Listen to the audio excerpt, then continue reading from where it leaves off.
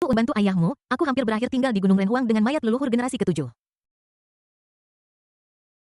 Meskipun Tuan Chen berbicara dengan sungguh-sungguh, ekspresinya sangat tenang dan terkendali dan tidak ada tanda-tanda bahaya yang dia alami saat itu. Dulu untuk membawa kembali Ibu Chen, orang tua itu membawa peti mati hitam dan pergi ke Gunung Renhuang untuk bertarung dengan leluhur keluarga Ji selama 3 hari 3 malam dan akhirnya berhasil membawa Ibu Chen turun gunung.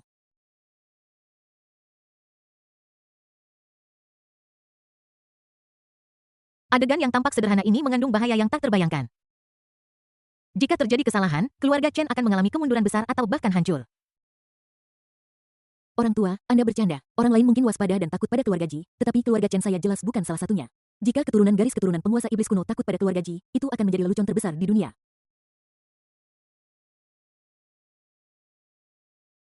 Tidak peduli betapa berbahayanya Gunung Renhuang saat itu, kamu masih berhasil membawa peti mati dan membawa ibumu bersamamu.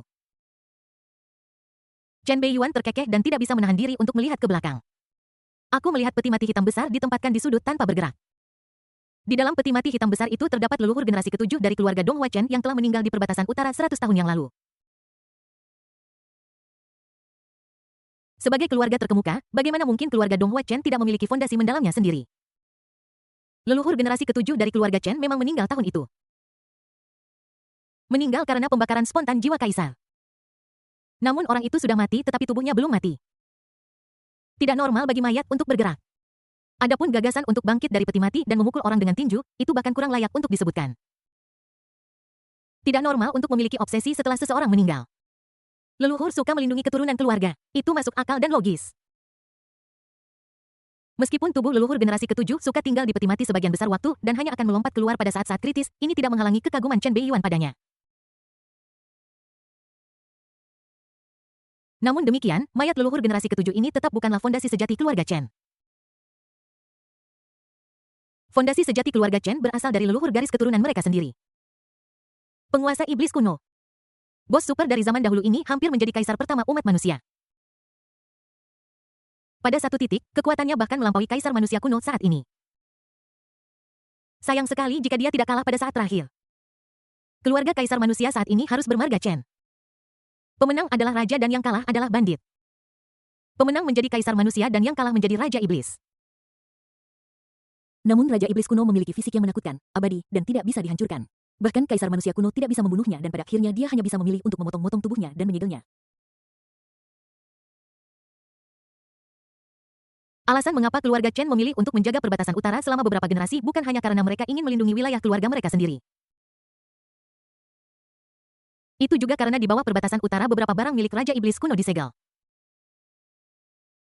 Dulu alasan mengapa orang tua Chen mampu melawan leluhur keluarga Ji dan membawa Ibu Chen turun gunung adalah karena dia mengancamnya dengan warisan Raja Iblis yang disegel di bawah perbatasan utara.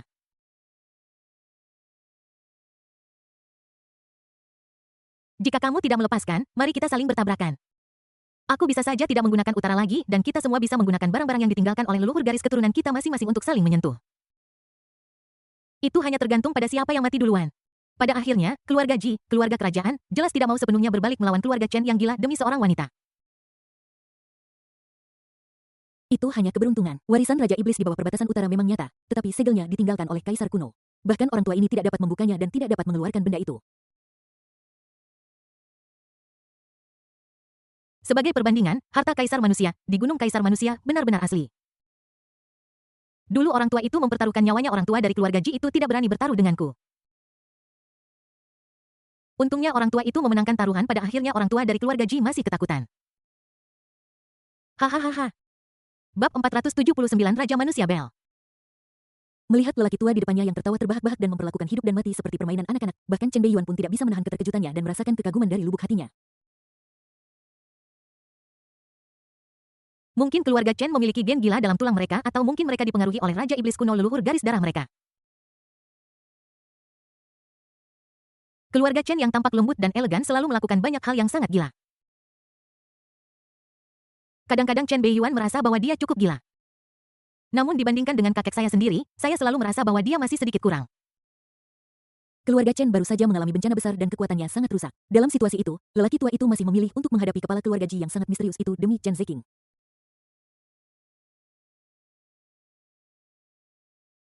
Ini hampir seperti membenturkan telur ke batu. Dalam novel aslinya, kekuatan keluarga Ji jauh lebih besar dari itu.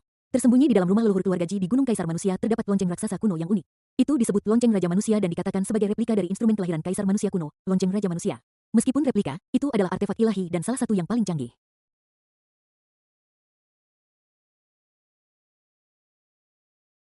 Dari segi peringkat saja, lonceng Raja Manusia bisa dibilang artefak paling kuat di dunia ini. Bahkan kuil Void jauh lebih rendah. Jika artefak tingkat atas ini tidak dapat meninggalkan Gunung Raja Manusia, keluarga Ji akan menjadi tak terkalahkan, menyapu semua klan dan kekuatan lain, menjadi penguasa dunia yang tak terbantahkan.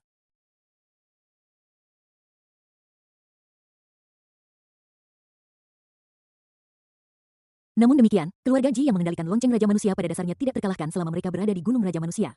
Bahkan leluhur keluarga Jiang yang mendirikan Kekaisaran Donghua tidak berani memprovokasi raksasa ini.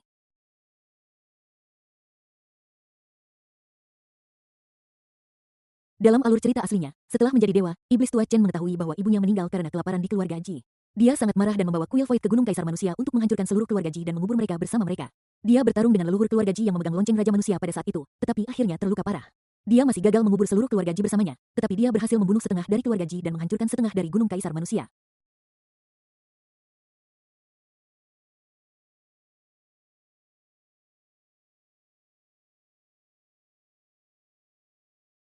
Itu mungkin satu-satunya saat dalam novel aslinya iblis tua Chen gagal mencapai keinginannya sepenuhnya. Itu juga karena inilah Chen Beiyuan tahu situasi yang dihadapi lelaki tua itu pada saat itu. Jika leluhur keluarga Ji tidak terintimidasi dan memilih untuk menggunakan lonceng Raja Manusia tanpa ragu, kemungkinan orang tua itu dan 7 generasi leluhur meninggal hampir 100%.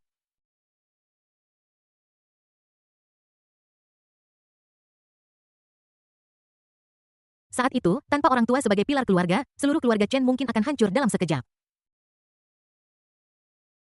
Ini jauh lebih gila daripada apapun yang pernah dia lakukan sebelumnya. Pak Tua, apakah kamu benar-benar tidak takut saat itu? Apakah kamu tidak menyesalinya? Chen Beiyuan menatap lelaki tua di depannya dan akhirnya tidak bisa menahan diri untuk menanyakan apa yang ada di benaknya. Takut, tentu saja aku takut. Jika ada yang salah, seluruh keluarga Chen akan hancur berantakan.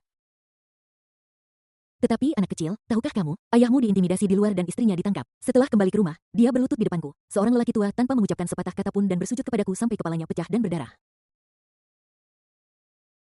Saat itu dia bahkan lebih arogan daripada kamu sekarang. Mata Chen Sanhe sayu seolah-olah mengingat kenangan saat itu. Jejak melankolis muncul di wajahnya dan nada suaranya menjadi bersemangat. Adakah ayah di dunia ini yang tidak menginginkan yang terbaik untuk anak-anaknya? Siapa yang tidak ingin mendukung anak-anaknya? Orang tua itu sudah memutuskan untuk mengubur tulangnya di Gunung Kaisar Manusia. Terlepas dari apakah dia berhasil pada akhirnya, dia tidak bisa menyalahkan saya atau menyalahkan saya. Pria tua itu telah memenuhi tanggung jawab dan kewajiban yang seharusnya dimiliki seorang ayah. Tubuh Chen Beiyuan bergetar dan dia menatap kosong pada pria tua di depannya yang tenggelam dalam fosfominani. Semua hal yang terjadi sebelumnya muncul di benaknya. Tidak peduli apa yang terjadi sebelumnya atau di novel aslinya, ketika dia menyebutkannya kepada ayah Chen, dia tidak pernah ditolak. Tidak peduli seberapa absurd permintaannya, Pastor Chen menyetujuinya dan melakukan yang terbaik untuk memenuhinya. Sebelum semua rencananya memiliki risiko yang cukup besar, tetapi Pastor Chen masih memberinya dukungan tanpa syarat. Sebelumnya dia tanpa sadar menerimanya begitu saja, tetapi dia tidak pernah berpikir bahwa itu adalah cinta terdalam dan paling diam yang dimiliki seorang ayah untuk anaknya. Orang-orang selalu cenderung mengabaikan orang-orang yang paling mencintaimu. Nak, meskipun aku takut dengan kejadian itu, aku tidak pernah menyesalinya. Terutama setelah kamu lahir dan tumbuh selangkah demi selangkah dan sampai pada hari ini dan membawa keluarga Chen menuju kejayaan barunya hari ini, orang tua ini tahu bahwa keputusan yang dia buat saat itu adalah keputusan yang tepat. Kamu adalah anak kilin dari keluarga Chen-ku dan juga harapan untuk masa depan keluarga Chen.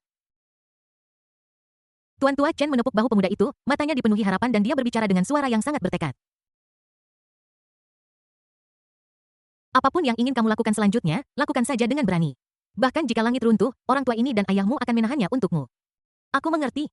Chen Beiyuan memandang lelaki tua baik hati di depannya yang penuh harapan dan mengangguk dengan berat. Kemudian dia melihat ketiga orang yang masih dipukuli di halaman dan berkata dengan suara yang dalam. Alasan mengapa leluhur keluarga Ji, makhluk abadi tua itu, mengirim mereka bertiga ke sini mungkin karena dia sudah sadar selama bertahun-tahun dan menduga bahwa kamu telah menipunya saat itu dan dia ingin mengambil kesempatan ini untuk membalas dendam.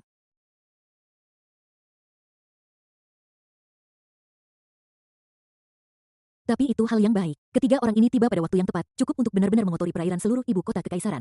Jika beberapa orang dari dunia luar melihat ketiga orang ini tinggal di keluarga Chen dan tidak pergi, saya khawatir mereka akan memiliki pikiran liar yang tak terkendali.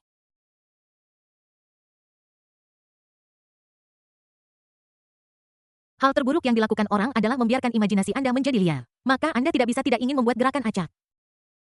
Ketika saatnya tiba, secara alami akan menjadi waktu untuk menutup sepenuhnya jaring. Tentu saja dengan Ji Sang dan yang lainnya ditahan di sini, orang tua dari keluarga Ji itu mungkin menyadari sesuatu dan mengirim seseorang untuk menyelidiki. Celah ini perlu ditutupi. Saat dia berbicara, Chen Beiyuan tiba-tiba mengeluarkan jimat emas dari tangannya. Ini diambil dari Ji Sang dan diberikan kepadanya oleh leluhur keluarga Ji. Desir. Bola api iblis jurang tiba-tiba membakar jimat emas itu seketika membangunkan pikiran tersembunyi yang tersembunyi di dalamnya. Orang-orang dari keluarga Ji ini telah ditahan oleh keluarga Chen saya. Nyonya keluarga Chen saya meminta mereka untuk tinggal selama beberapa hari dan mereka berani menolak.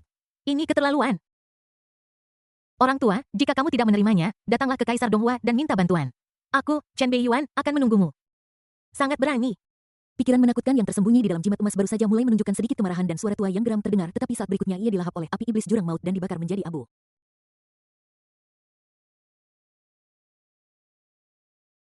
Gumpalan abu berterbangan dari telapak tangannya. Tanda hubung. Alur buku ini baru saja dimulai dan tidak akan segera berakhir, jadi jangan terlalu banyak berpikir. Tuan Chen masih memiliki jalan panjang. Bab 480 Hantu. Kamu sudah tua tetapi kamu masih berteriak begitu keras. Apakah kamu benar-benar berpikir kamu masih muda? Wajahmu bengkak. Chen Beiyuan sudah lama tahu tentang pikiran leluhur keluarga Ji yang tersembunyi di jimat emas.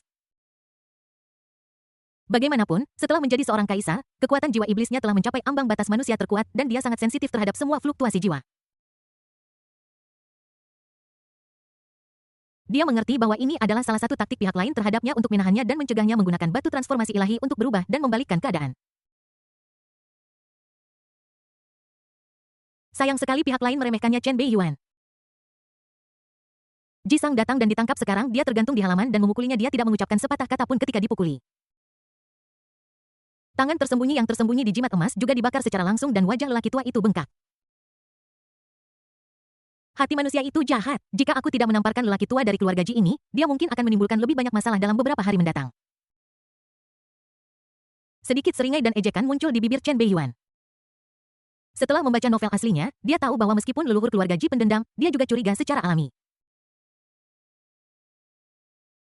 Setelah tamparan ini, meskipun pihak lain marah, dia tidak bisa tidak memiliki pikiran liar. Keluarga Chen sangat arogan sehingga mereka bahkan memerintahkannya untuk datang ke ibu kota untuk mengumpulkan orang. Apakah mereka mencoba menipunya keluar dari Gunung Kaisar Manusia dan membunuhnya di tengah jalan? Atau mungkin ibu kota kekaisaran telah mengatur banyak orang untuk menyergapnya. Orang-orang hal terburuk untuk dilakukan adalah berpikir terlalu banyak. Semakin Anda berpikir, semakin banyak masalah yang akan Anda miliki dan semakin banyak keberanian yang akan Anda miliki. Melihat bola balik ragu-ragu. Chen Beiyuan yakin bahwa leluhur keluarga Ji tidak akan mengirim siapapun ke ibu kota kekaisaran dalam beberapa hari mendatang dan dia tidak memilih untuk mempertaruhkan nyawanya. Tentu saja akan lebih baik jika pihak lain benar-benar datang. Kura-kura tua itu ingin bersembunyi di Gunung Renhuang dengan restu dari lonceng Raja Manusia. Chen Beiyuan benar-benar tidak punya cara untuk menghadapinya sekarang. Siapa yang bisa menyalahkan leluhur mereka karena begitu hebat? Sebelum menjadi dewa, kemungkinan untuk menjatuhkannya terlalu rendah. Kecuali penggunaan terakhir dari batu transformasi ilahi. Tetapi jelas bahwa makhluk abadi tua dari keluarga Ji ini tidak pantas dia menggunakan kartu truf yang hanya memiliki satu kesempatan untuk digunakan ini. Terlebih lagi yang lebih penting, Chen Beiyuan khawatir jika dia menjadi dewa sebelum waktunya, bahkan untuk waktu yang singkat itu akan langsung memicu seluruh 10.000 tahun kesengsaraan. Segel dunia ini telah dibuka sepenuhnya dan ras dari luar domain dapat turun ke atasnya. Terutama dewa-dewa kuat dari berbagai ras dan bahkan makhluk di atas alam dewa. Saat ini dia belum sepenuhnya siap. Kartu pengalaman alam ilahi 1/4 jam tidak cukup. Yang dia inginkan adalah alam ilahi yang sejati. Terlebih lagi dia adalah dewa yang kuat yang memegang banyak senjata ilahi dan dipersenjatai secara ekstrim. Dalam novel aslinya, iblis tua Chen meninggal setelah menjadi dewa, tetapi kali ini dia tidak akan mati.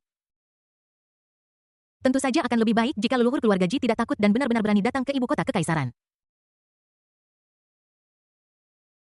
Aku akan melepaskan semua tempurung kura-kura dan membuat sup dengan itu. Setelah meninggalkan Gunung Raja Manusia, leluhur keluarga Ji tanpa perlindungan lonceng Raja Manusia mungkin berada di peringkat 3 teratas dalam kekuatan keseluruhan di antara umat manusia. Tetapi setelah Chen Beiyuan menjadi kaisar tanpa menggunakan kartu truf apapun, dia sudah tak terkalahkan di bawah alam ilahi. Di atas alam ilahi semua kartu terungkap, seseorang bahkan dapat membunuh dewa dengan tangannya sendiri dan meminum darah mereka. Tanda keluarga Ji Gunung Renhuang. Ah, pemberontakan. Mengenakan jubah emas yang mempesona, leluhur keluarga Ji memancarkan aura bangsawan dan aura kuno. Matanya merah dan rambutnya berdiri tegak karena marah. Tekanan yang dia pancarkan saja membuat seluruh gunung Renhuang bergetar.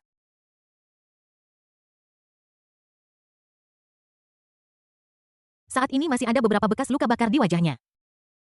Jejak kesadaran kekaisaran yang dilahap oleh api iblis jurang maut dan rasa sakit jiwa setelah dibakar akan memengaruhinya. Ini tidak diragukan lagi merupakan penghinaan besar bagi leluhur keluarga Ji yang tak terkalahkan di dunia selama ratusan tahun sejak ia menjabat sebagai kepala keluarga Wang Zong. Dia tidak pernah terluka dalam ratusan tahun, tetapi dia ditampar wajahnya oleh seorang junior seperti Chen Beiyuan. Yang lebih membuat marah adalah bahwa menurut generasi, Chen Beiyuan seharusnya menjadi cicitnya. Siapa orang yang waras yang tahan ditampar wajahnya oleh seseorang yang beberapa generasi lebih muda dari mereka? Nenek moyang keluarga Ji benar-benar tidak tahan. Namun dia adalah monster tua yang telah hidup selama ratusan tahun dan senioritasnya bahkan lebih tinggi dari Tuan Chen. Hanya seorang junior berani menantangku seperti ini. Apakah ini jebakan? Dari informasi sebelumnya, bocah ini licik seperti rubah dan sangat berbahaya. Kita harus waspada. Mungkinkah ibu kota kekaisaran sudah memasang jaring yang ketat, menunggu saya untuk mengambil umpan dan memancing harimau menjauh dari gunung? Sungguh menjengkelkan, jika aku bisa memurnikan lonceng Raja Manusia, aku bisa membawanya keluar dari gunung Raja Manusia. Saat itu, jangankan junior seperti Chen Beiyuan, seluruh keluarga Chen pun akan musnah. Petik. Ekspektasi Chen Beiyuan sebelumnya menjadi kenyataan. Meskipun leluhur keluarga Ji sangat marah, sifat curiganya memainkan peran penting dan mulai memengaruhi penilaiannya. Namun, dia tidak tahu bahwa justru kecurigaan inilah yang menyelamatkan hidupnya. Harus dikatakan bahwa sebagai keturunan dari permaisuri ras manusia, leluhur keluarga Ji masih memiliki keberuntungan yang diwarisi dari leluhurnya. Jika dia benar-benar berani pergi ke ibu kota kekaisaran, dia mungkin tidak akan pernah kembali. Pada saat itu Chen Beiyuan tidak akan ragu untuk melepaskan tujuannya menaklukkan keluarga kerajaan Jiang dan datang ke Gunung Renhuang untuk mencuri artefak teratas yaitu lonceng Renhuang dan mengambil alih Gunung Renhuang.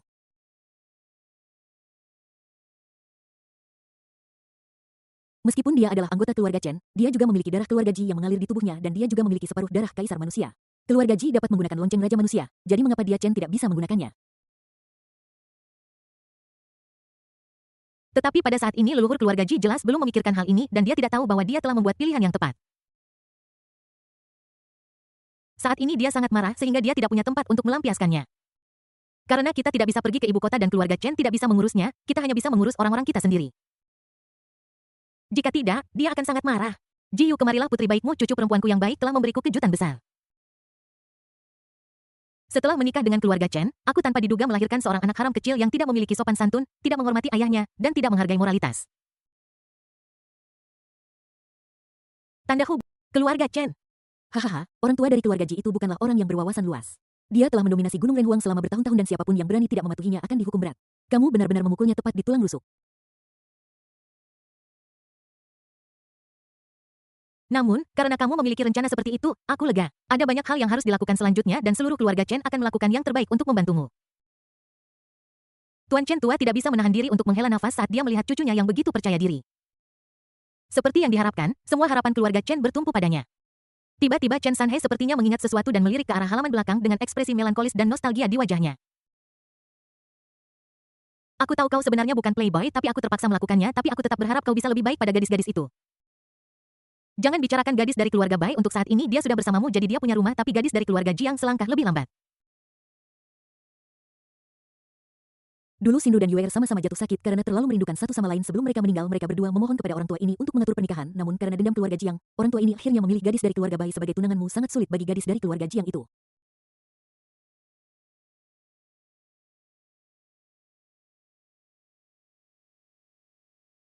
Jangan khawatir Pak Tua, aku akan memperlakukan Ruo Wei dan Yun dengan baik. Ekspresi Chen Beiyuan tiba-tiba membeku, pupil matanya mengecil dan seolah-olah guntur telah menyambar pikirannya. Boom. Bab 481 badai akan datang Lin Xiao menjadi kaisar. Xin Ruiwer merindukannya terlalu banyak penyakit mendadak instruksi abadi. Mata Chen Beiyuan yang gelap dan dalam sedikit bergetar dan di balik ekspresinya yang tenang badai sedang terjadi. Bai Xinru yang Yuel. Kedua Chen Beiyuan ini tidak asing dan bahkan sangat akrab dengan mereka. Hanya karena keduanya adalah kekasih lama dari orang tua itu.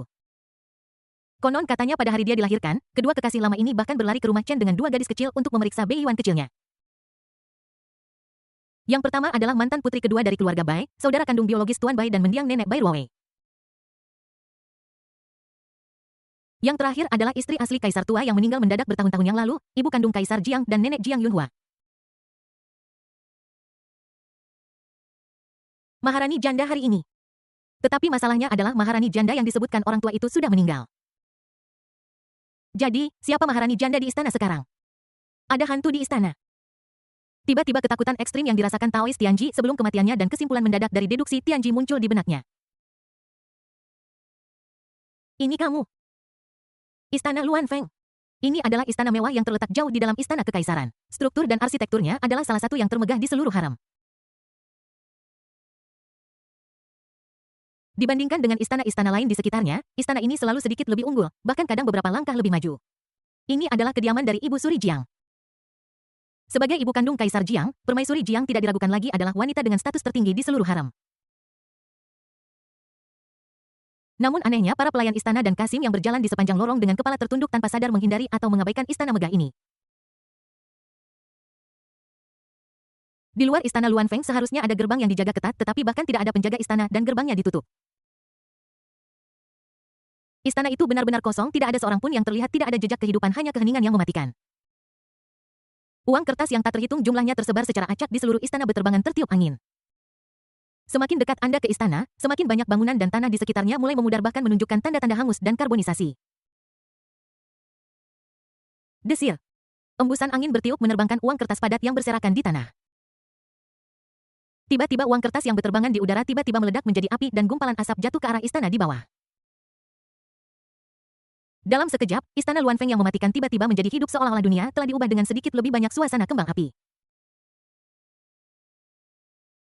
Di dalam istana di atas tempat tidur, seorang wanita dewasa gemuk dan anggun mengenakan jubah phoenix merah dengan kulit seputih salju perlahan membuka mata bunga persiknya yang menawan dan menguap dengan malas. Gadis Yunhua itu sudah lama tidak ke sini. Benar, bagaimana Anda masih bisa mengingat saya ketika Anda memiliki kekasih? Jika Anda menghitung dengan cermat, tidak akan lama sebelum hari mimpi buruk darah. Racun darah dalam monster tua di istana itu akan berkobar lagi dan dia harus makan manusia untuk meredakannya dan memperpanjang hidupnya. Selama periode ini, banyak orang di istana telah hilang. Namun, orang-orang itu hanyalah makanan pembuka. Hidangan utama yang sebenarnya adalah yang dari istana Wuji. Monster tua itu sudah memakan seorang kaisar terakhir kali, jadi saya khawatir dia tidak keberatan dengan yang lain. Hehehe, tetapi pria kecil dari istana Wuji itu juga bukan orang yang mudah dikalahkan. Dia sudah samar-samar menebak kebenaran dari apa yang terjadi saat itu, jadi saya khawatir dia tidak akan menyerah. Aula Wuji. Dalam lingkungan redup Kaisar Jiang duduk sendirian di atas tahta naga, kelopak matanya sedikit terkulai, seluruh tubuhnya rileks seolah-olah dia sedang berpura-pura tidur. Namun di balik jubah naga emas bercakar 5 yang lebar, tangannya mencengkeram erat tahta, urat-uratnya menonjol seolah gerakan sekecil apapun akan menyebabkan dia bereaksi dengan keras. Saat ini dia tampak seperti pria kesepian. Tanda hubung. Dalam sekejap mata, 3 hari berlalu. Sejak keluarga Ji datang ke Beijing dan pergi ke rumah keluarga Chen, hampir semua kekuatan di ibu kota kekaisaran telah memusatkan perhatian mereka pada keluarga Chen seolah-olah mereka sedang menunggu sesuatu.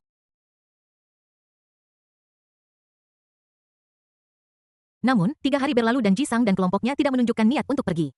Sebaliknya, mereka memilih untuk tinggal di rumah Chen. Ini pasti menyebabkan kegemparan. Keluarga Ji telah lama mengasingkan diri dari masyarakat dan mengklaim tidak memiliki hubungan dengan dunia. Mereka hampir sombong hingga ekstrim, meremehkan semua orang, dan sekarang mereka benar-benar tinggal di keluarga Chen. Mungkinkah rumor itu benar dan keluarga Ji ingin mendamaikan dendam masa lalu mereka dengan keluarga Chen? Betul sekali, kedua keluarga itu sudah menjadi kerabat. Selain itu, keluarga Chen telah tumbuh sangat besar dalam kekuasaan selama periode ini dan telah menjadi keluarga paling kuat di kekaisaran Donghua. Keluarga Ji mungkin memiliki pandangan yang berbeda tentang hal ini.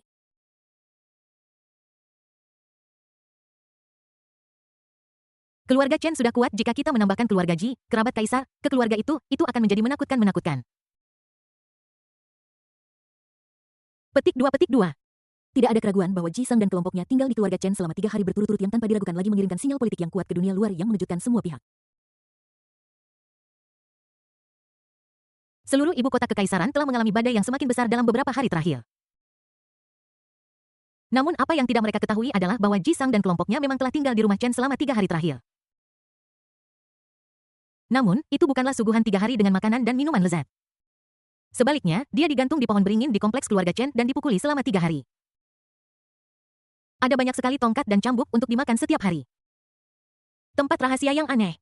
Dari dalam gua yang suram dan menakutkan, raungan naga yang mengerikan dan menakutkan tiba-tiba meletus. Ini diikuti oleh pemadatan kekuatan kekaisaran baru dan kekuatan domain yang menakutkan secara cepat. Jelas bahwa seseorang menjadi kaisar di dalam gua. Boom! Dalam sekejap semua makhluk hidup dalam radius ratusan mil dari gua mulai layu dan mati dengan cepat seolah-olah mereka telah terinfeksi oleh racun mengerikan. Tawar yang Sun Lin Xiao segera terdengar dari dalam gua. Hahaha, setelah 3 hari 3 malam menelan mayat naga beracun yang ditambah dengan sutra naga transformasi Taixuan, aku akhirnya memadatkan alam 10.000 racun dan berhasil memasuki alam kaisar.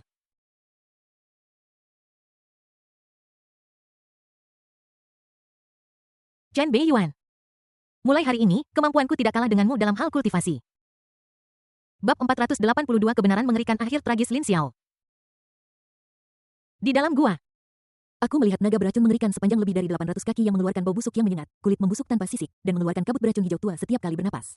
Perlahan mengangkat kepalanya yang cacat dan bengkak, ekor kecil yang berkedut masih tertinggal di mulutnya.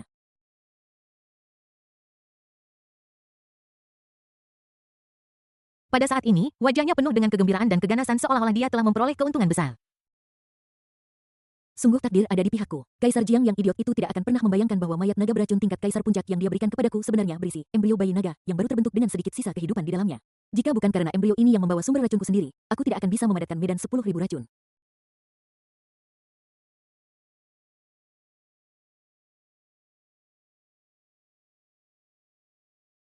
Dengan sawah 10.000 racun yang selesai dan dilengkapi dengan transformasi sutra transformasi naga Taixuan, saya telah menjadi tubuh naga beracun kental yang berhasil bertransformasi dari manusia menjadi makhluk naga legendaris seperti naga racun jurang aneh.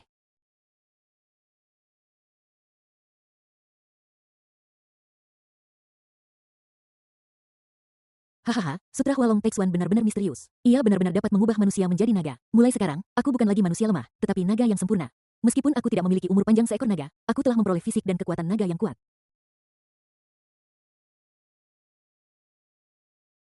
Di alam kaisar, kecuali mereka yang benar-benar kuat, tidak ada yang bisa secara langsung menahan racunku. Bahkan jika seseorang yang setengah langkah kuat terkena racunku, dia akan menderita serangan balik yang kuat. Jika Chen Beiyuan tidak menggunakan artefak mengerikan yang dapat melampaui alam utama, saya pasti memenuhi syarat untuk melawannya secara langsung. Tidak heran jika Lin Xiao sangat bersemangat saat ini sejak memasuki alam rahasia yang aneh ini, dia telah mengikuti instruksi yang diberikan kepadanya oleh Kaisar Jiang dan pertama kali datang ke gua ini untuk mengeluarkan mayat naga beracun di puncak alam kaisar untuk melahapnya dan menerobos.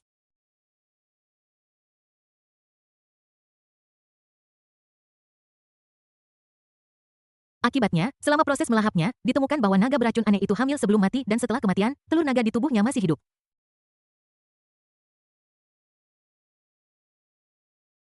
Telur naga yang memelihara kehidupan naga memiliki nilai gizi yang cukup besar. Tanpa berpikir 2 kali, dia memecahkan kulit telur dan memakan bayi naga di dalamnya yang sudah tumbuh dan belum membuka matanya. Oleh karena itu, hanya dalam 3 hari dia berhasil memasuki alam kaisar dan berhasil berevolusi menjadi klan naga. Kekuatannya meningkat pesat dan bahkan kepercayaan dirinya mulai membengkak. Swish! Sebuah lampu hijau tiba-tiba muncul di gua. Tiba-tiba sesosok manusia telanjang muncul di gua dengan otot-otot yang menegang di tubuhnya memancarkan aura kuat dari binatang buas. Meskipun dia telah membalikkan rasnya dan menjadi naga, Lin Xiao masih memiliki wujud manusia. Tentu saja ini bukannya tanpa biaya. Dia memiliki urat-urat beracun cekung dan cembung berwarna hijau di seluruh dadanya, membuatnya terlihat sedikit cacat. Yang lebih buruk lagi adalah bahkan anggota tubuh kelima telah menjadi cacat dan sedikit menyusut. Ini adalah harga keberhasilan berevolusi dari manusia menjadi naga racun aneh. Dia benar-benar kehilangan sebagian kesenangan. Dibandingkan dengan mendapatkan kekuatan yang besar, beberapa pengorbanan kecil yang diperlukan masih dapat ditoleransi. Lin Xiao tidak bisa menahan diri untuk tetap diam sejenak saat dia melihat saudara baiknya yang telah bersamanya selama lebih dari 20 tahun tiba-tiba berubah menjadi tumor kecil. Kemudian dia menghibur dirinya sendiri dengan kualitas psikologisnya yang kuat. Selanjutnya saya masih harus menyelamatkan iblis darah yang disegel orang tua Jiang Huang itu masih cukup berguna bagi saya ini belum waktunya untuk berbalik melawannya. Jika kita ingin berurusan dengan Chen Beiyuan, kita masih membutuhkan bantuan keluarga Jiang. Setelah merenung beberapa saat, Lin Xiao mengeluarkan token alam rahasia dari lengannya dan mulai berjalan keluar gua sesuai dengan peta panduan yang tertinggal di sana, siap untuk mulai mencari. Namun sebelum mencari, dia mengangguk dan melihat pemandangan mengerikan dari langit yang penuh darah dan raungan aneh yang datang dari segala arah, tetapi alisnya berkerut, matanya menyipit, dan dia memiliki firasat buruk yang tak dapat dijelaskan.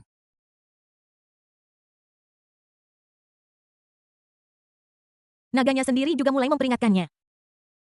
Alam rahasia aneh ini tampak agak aneh. Aku selalu merasa ada sesuatu yang salah. Mata hijaunya melihat sekeliling dengan kegelisahan yang tak bisa dijelaskan. Dia perlahan membuka mulutnya yang penuh dengan gigi taring yang tajam dan bergumam pada dirinya sendiri. Pada saat ini dia sama sekali tidak menyadari bahwa ada sesuatu yang salah dengan tubuhnya dan dia bahkan tidak menyadari bahwa jaringan granulasi kecil telah mulai tumbuh di tulang ekornya. Namun kejahatan yang mengakar dalam dirinya telah memperhatikan dan diam-diam mengamati kelainan yang terjadi padanya. Tanda keluarga Chen. Berjalan di halaman, Chen Beiyuan yang hendak kembali ke kamarnya untuk beristirahat sepertinya melihat melalui jejak pikiran jahat itu apa yang terjadi di alam rahasia yang aneh dan ekspresi aneh melintas di matanya. Bertransformasi dari manusia menjadi naga berevolusi secara terbalik dilahirkan kembali dan mengembun menjadi tubuh naga. Teknik tingkat dewa ini, Sutra Taixuan Hualong, benar-benar memiliki masalah besar. Saya khawatir si idiot Lin Xiao belum menyadari keseriusan masalah ini. Ini bukanlah keterampilan magis yang dapat mengubah seseorang sepenuhnya, melainkan metode jahat untuk membesarkan tunggangan atau makanan. Jadi, dalam novel aslinya, setelah Lin Xiao yang telah menguasai sutra transformasi naga Taixuan dan berhasil berubah menjadi naga membunuh iblis tua Chen, nasib akhirnya kemungkinan besar adalah dijadikan tunggangan oleh kekuatan kuno di balik layar, atau mungkin jantung dan hatinya digali dan dimakan sebagai makanan.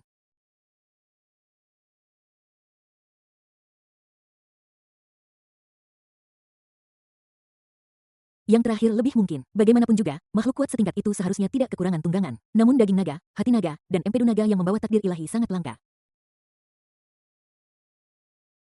Sejak zaman kuno ketika kelinci licik mati, anjing pemburu dimasak. Seekor anjing yang telah kehilangan nilainya tidak akan memiliki akhir yang baik selain dimakan. Pada saat ini dia seolah-olah telah melihat akhir tragis Lin Xiao yang tidak tertulis dalam novel aslinya. Dari awal hingga akhir dia hanyalah boneka di atas panggung. Sebagai perbandingan, saya lebih tertarik pada alam rahasia aneh tempat dia berada. Jika saya tidak salah, alam rahasia itu seharusnya ditinggalkan oleh sosok yang kuat dari klan kuno yang legendaris. Topeng dewa kuno yang saya dapatkan dari anjing tua keluarga Wu pasti berasal dari alam rahasia ini. Mayat anak dewa kuno yang digunakan untuk eksperimen dan penyiksaan harus disembunyikan di dalamnya. Mayat dewa. Sinar cahaya melintas di mata gelap Chen Beiyuan dengan sedikit minat yang menarik. Tatapannya tiba-tiba beralih ke topeng perunggu kuno yang diam-diam ditempatkan di sudut ruang sistem tanpa gerakan apapun. Itu berbeda dari topeng perunggu sebelumnya yang penuh retakan dan tidak lengkap. Saat ini topeng itu sangat lengkap dan tidak ada cacat sama sekali. Mungkin merasakan tatapannya, topeng perunggu itu tiba-tiba memancarkan lapisan cahaya ilahi kuno dan liar. Buku ini akan memasuki uji coba 1 juta buku dan kami membutuhkan 5 judul baru. Pembaca yang budiman, jika Anda memiliki saran, jangan ragu untuk memberikannya. Bab 483 Peri Kebahagiaan Jili. Berapa nilai dari alam rahasia misterius yang ditinggalkan oleh makhluk tingkat dewa yang kuat yang diduga berasal dari klan kuno atau bahkan tingkat yang lebih tinggi? Itu pasti tak terukur. Nenek moyang anjing tua keluarga Wu pernah mengikuti nenek moyang keluarga Jiang untuk mendapatkan artefak rusak topeng dewa kuno di alam rahasia itu.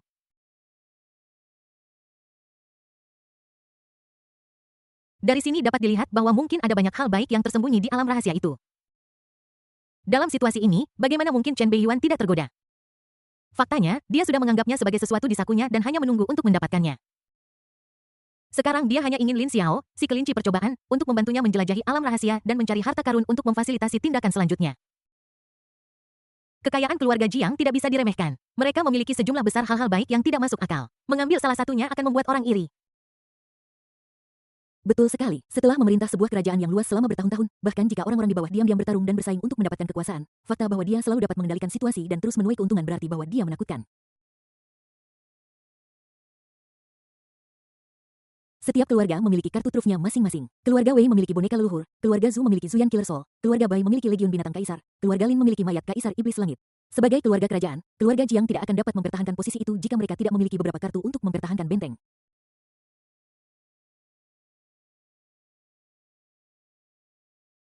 Iblis darah yang disegel di alam rahasia seharusnya hanya salah satu kartu. Chen Beiyuan berjalan menuju halaman samping sambil berpikir dalam hati.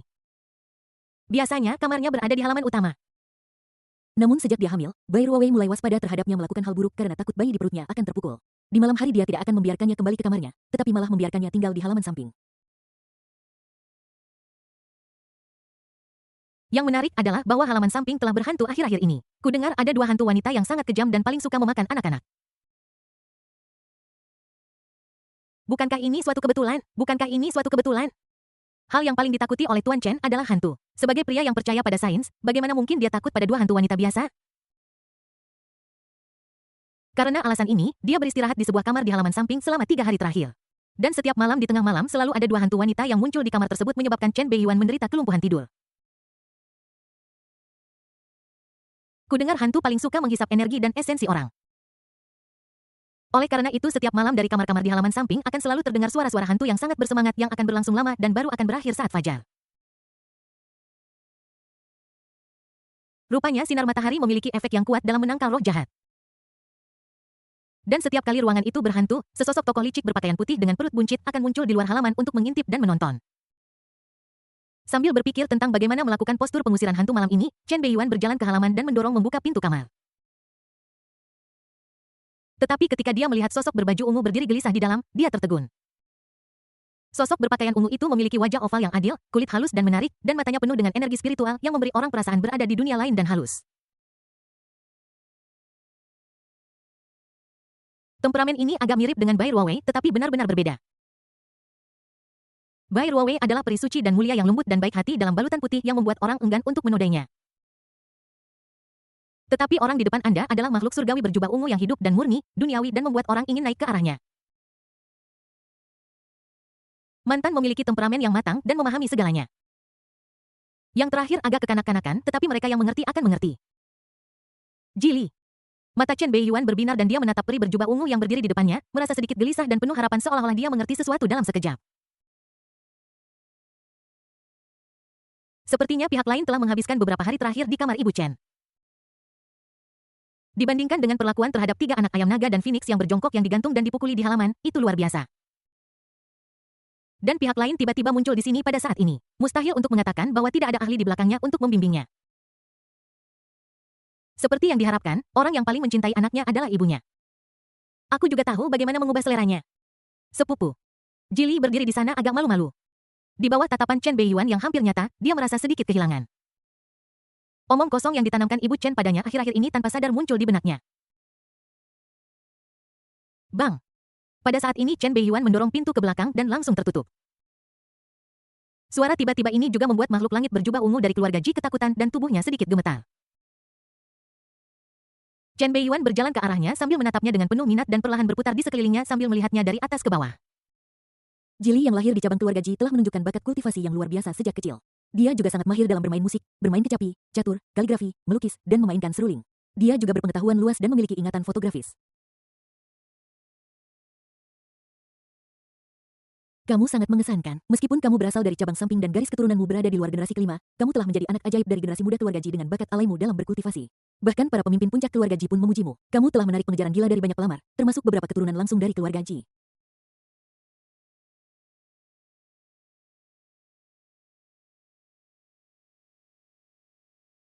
Dalam keluarga Ji yang menjunjung tinggi garis keturunan, ini adalah keajaiban yang luar biasa. Namun, tepat ketika Anda mulai bersinar, seorang pria yang mengaku sebagai calon pengantin Anda tiba dan semua kebahagiaan hancur berantakan. Anda sangat tidak menyukai tunangan Anda karena keberadaannya membuat Anda merasa jijik dan terhina dan Anda selalu menolak untuk membiarkannya menyentuh Anda. Anda juga menutup mata terhadap perundungan anggota keluarga Ji lainnya dan seringkali hanya menonton dengan dingin.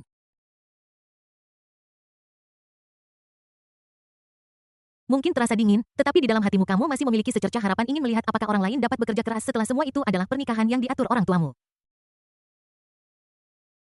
Suaranya seolah memiliki keajaiban aneh yang membuat orang tidak bisa menahan diri untuk tidak menikmatinya. Informasi yang sangat rinci membuat ekspresi Jili berubah terus-menerus dan dia sedikit terkejut. Sepupu-sepupu, bagaimana kamu tahu semua ini? Aku punya metode sendiri. Chen Beiyuan menundukkan kepalanya dan berbisik di telinganya. Hawa panas dari mulut dan hidungnya membuat tubuhnya bergetar dan rona merah muncul di wajahnya. Awalnya kamu dilahirkan di cabang keluarga Ji, jadi kamu tidak memenuhi syarat untuk memanggil ibuku putri sulung bibi keluarga Ji. Tapi karena ibuku setuju denganmu, tentu saja aku akan mengakuimu sebagai sepupuku.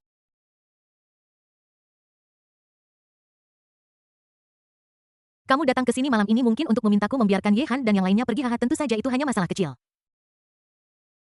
Ngomong-ngomong sepupu, ku dengar kamu mahir dalam musik dan mahir dalam semua jenis alat musik. Kamu dikenal sebagai peri musik. Aku ingin tahu apakah kamu bisa menemuiku. Bab 484 Ye Han Nolier tidak akan mengkhianatiku. Ledao adalah seni bahasa yang elegan sekaligus vulgar. Ia dapat membuat orang yang elegan tenggelam di dalamnya dan juga membuat orang yang vulgar berlama-lama di dalamnya. Chen Beiyuan tidak memiliki banyak pengalaman dengan musik, tetapi sebagai orang yang rajin belajar, dia bersedia mempelajari seni bahasa lain. Soal seni, Anda harus mempelajarinya. Keanggunan adalah suatu keharusan. Tidak apa-apa jika vulgar. Saat ini, guru pembimbing yang hebat tidak diragukan lagi sangat penting. Jili, si peri musik yang mahir dalam berbagai alat musik, tidak diragukan lagi adalah guru yang hebat. Sambil mengobrol dan tertawa, dia dapat menggunakan instrumen paling sederhana untuk memainkan musik vokal yang membuat ketagihan, bersemangat, dan mengasyikkan. Suaranya agak mirip dengan suara merdu dan jernih burung oriol dan juga agak mirip dengan suara dalam burung lark yang indah dan nyaring. Seketika seluruh ruangan dipenuhi dengan suasana elegan yang juga menarik beberapa penguping vulgar untuk muncul di luar pintu. Di antara mereka ada sosok berbaju putih dengan perut buncit yang jelas-jelas membawa anaknya untuk pendidikan pranatal musik.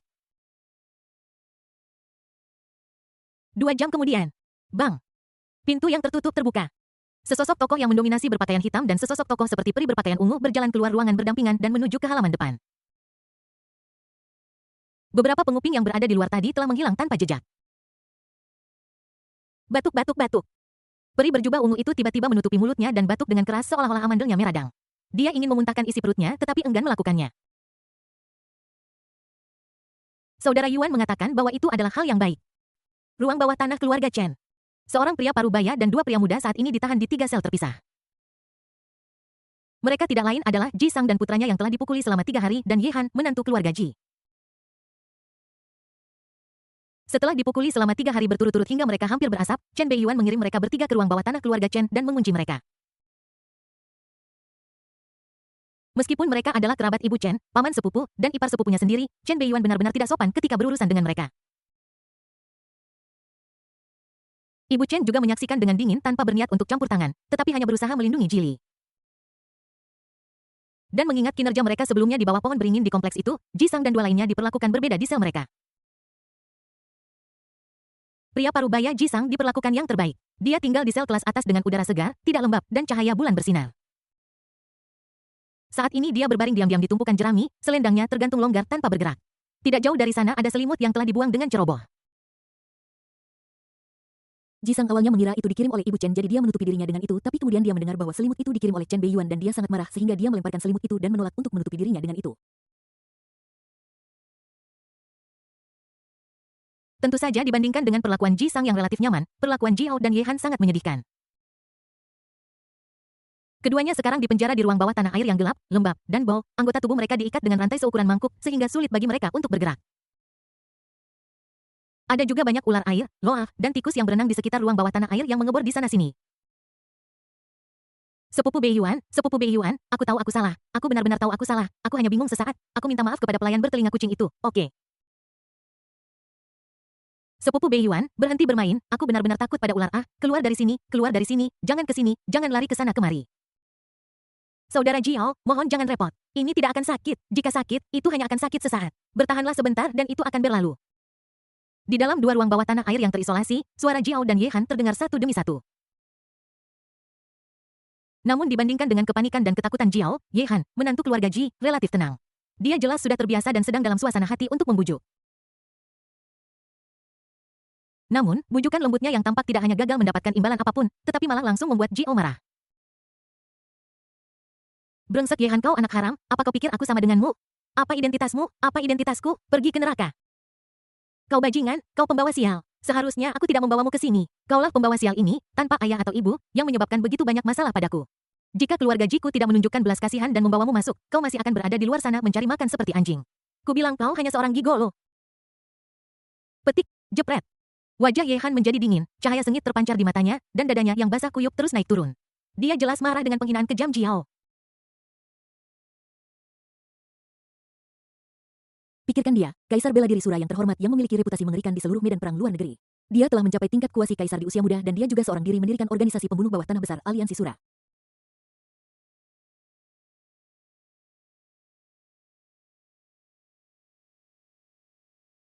2 tahun lalu dia telah mengatur percobaan pembunuhan terhadap seorang pejuang tingkat kaisar dari kekaisaran Lang Botak menjadi terkenal dalam semalam dan menangkuti banyak orang. 2 tahun lalu dia telah mengatur percobaan pembunuhan terhadap seorang pejuang tingkat kaisar dari kekaisaran Lang Botak menjadi terkenal dalam semalam dan menangkuti banyak orang. Jika ibunya tidak meninggalkan wasiat tahun itu yang memintanya untuk mengolah diri menjadi menantu selama 3 tahun membayar kebaikannya dan menunggu kesempatan untuk menjadi kaisar atau bahkan kesempatan yang lebih tinggi, bagaimana dia bisa diganggu seperti ini?